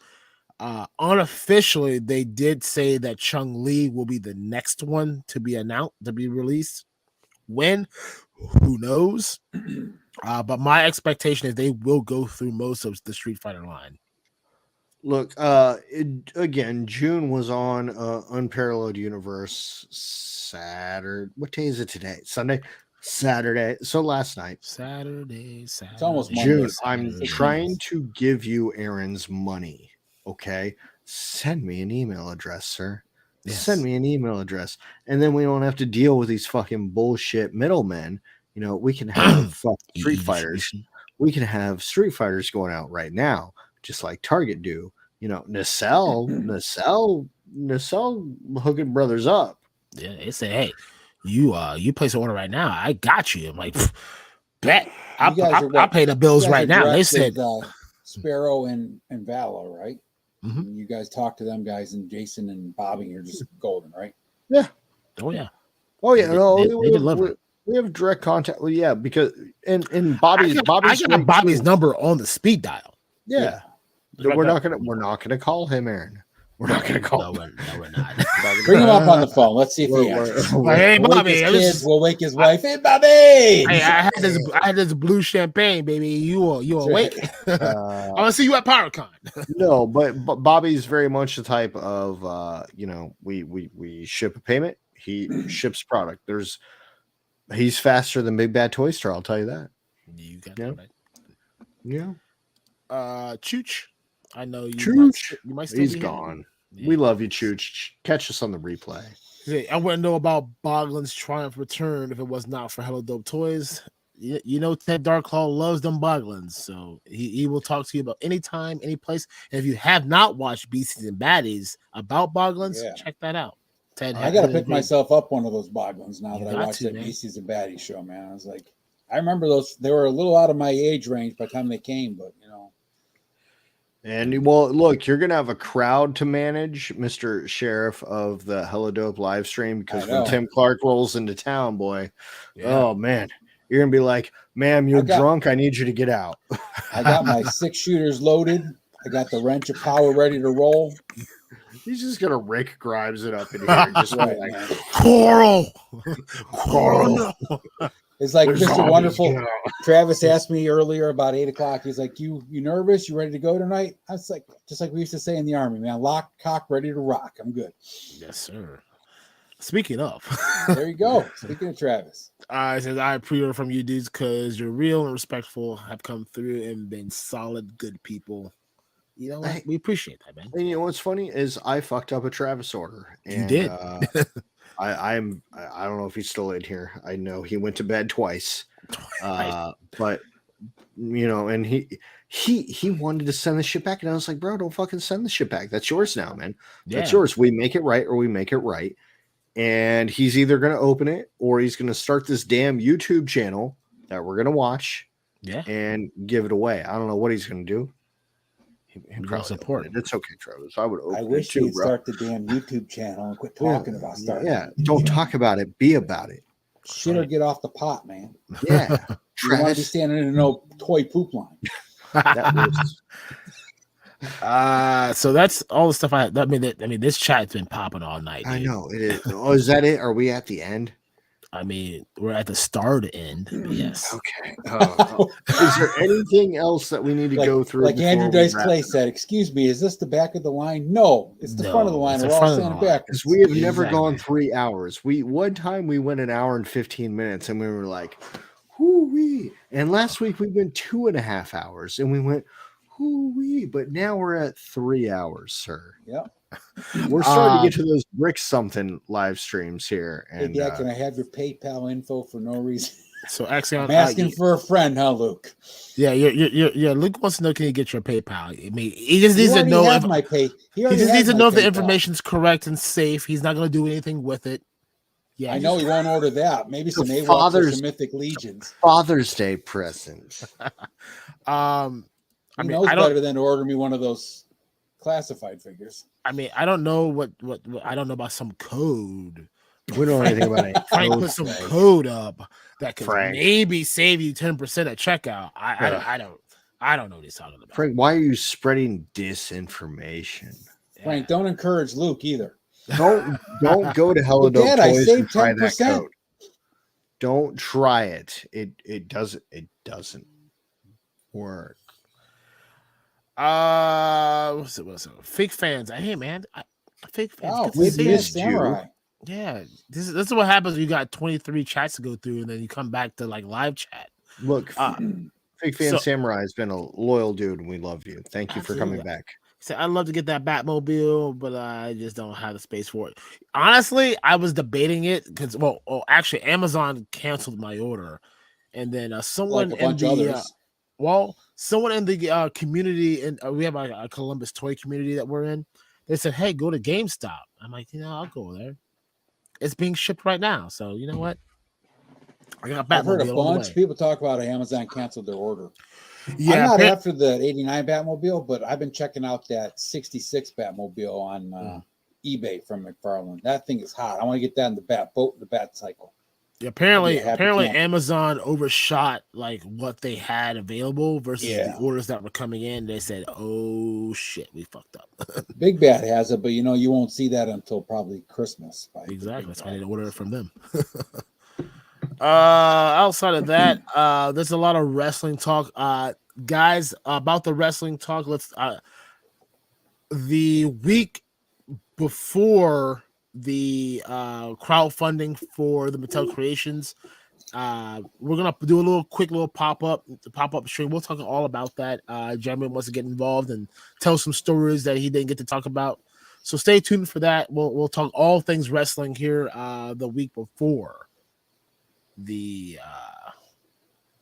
Mattel Creations crowdfunding cancellation that won't happen. I said it here first. It's not gonna happen. Big words. You're gonna make people cry, Aaron. Are we done with the chat? The only thing left that I have. Okay, go for it. No, I'm all go for the chat all day. I don't care. Oh no, go check out Sonny. He's live right now. We're gonna end up here. Go check out Sonny's channel. Great fans of the helladopetoys. Tell them that we sent you. Buy Crocs. Check out his hands. Check out his hands. Yes. All right. So, Akxion Figs, what would you like to promote, man? You got an open forum right here, dude. Ball out. I'm not going to answer that until you say my name right. Akxion. Akxion Figs. That's right. Check out my Instagram. It's AKXION. It's Action Figs. Say it Akxion _ Figs. I do have a YouTube under that same name, but I don't have much on there. And then this Thursday, the 27th, I will be on Largo's Lair. We're going to be discussing some 1970s, early 80s FisherPrice Adventure People stuff with Scuba Pete. I believe Wilhelm will be there and a couple others. Is that live or did you guys record? No, that's live. Yeah, that's live. Okay, yo, we will be there. We will be in the chat. Jim and I are working with a couple of my couple guys I know that are in the A-team stuff, adventure team stuff that we're going to do probably a pre-recorded show coming soon. That's to be determined of the adventure team G.I. Joe 1970 stuff. Jim's starting this new series. I don't remember what he's calling it, but something about like childhood memories brought back to life. And other than that, make sure you go and get your action figures and your plastic fix at helladopetoys.com. Yes, sir. The best guys in the market. All right. Outside of that, wait, there's more. That's there's more. Wait. I love Radnom. So Radnom. I think she spelled diorama right, not diarrhea, right? Radnom diarrhea would have been horrible. Radnom diarrhea.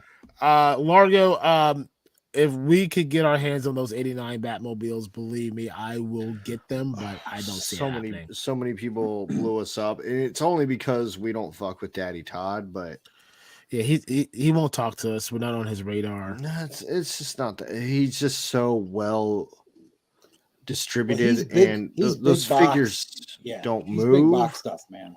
Yeah. So it's just a one-off thing. Yeah. Like we just can't do it for a one-off. But we wish we could. Give it 6 months. There'll be so many of those out in the market that eBay will have them for $25. Yeah, 'cause those scalpers be like, oh my god, we fucked up. We gotta get rid of them now. It's the same thing that happened with their '66 Batmobile. You go back when that first released, eBay was whatever. Now they're like $40 shipped. Wait, fake fans. Are you talking about? Wait. What did he say? I missed it. I didn't pop it up yet, but are you talking about this? Yes. Yeah, you're not the only guy, fake fan. Yeah, a lot of them got canceled, but I did get that Dark Knight though. Is that the cloth cape one? I don't know. I haven't opened it yet. Look at this guy who runs I'm a surprised. toy store. Ted, have you ever heard of Aaron not opening a figure?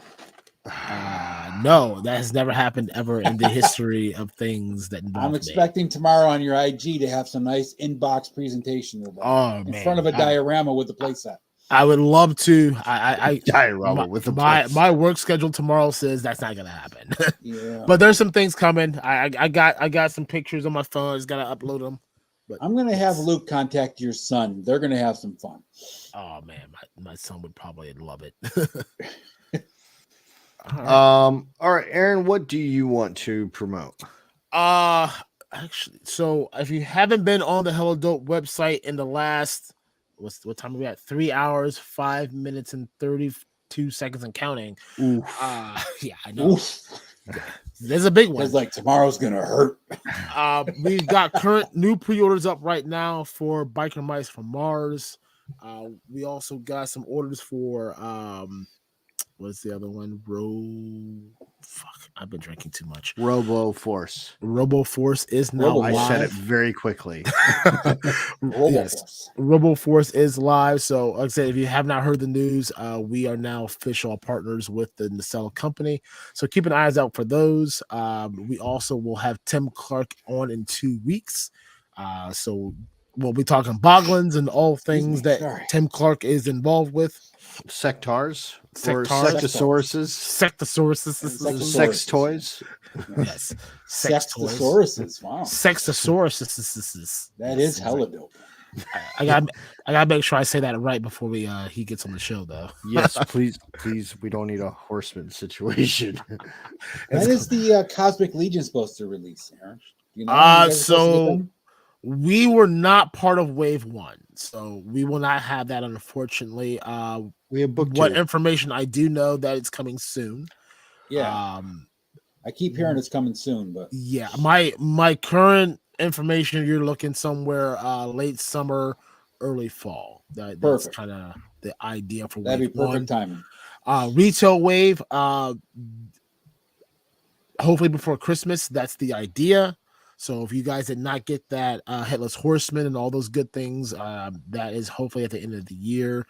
Necronomicus will be next year for sure. Probably Q2. It's a good guess.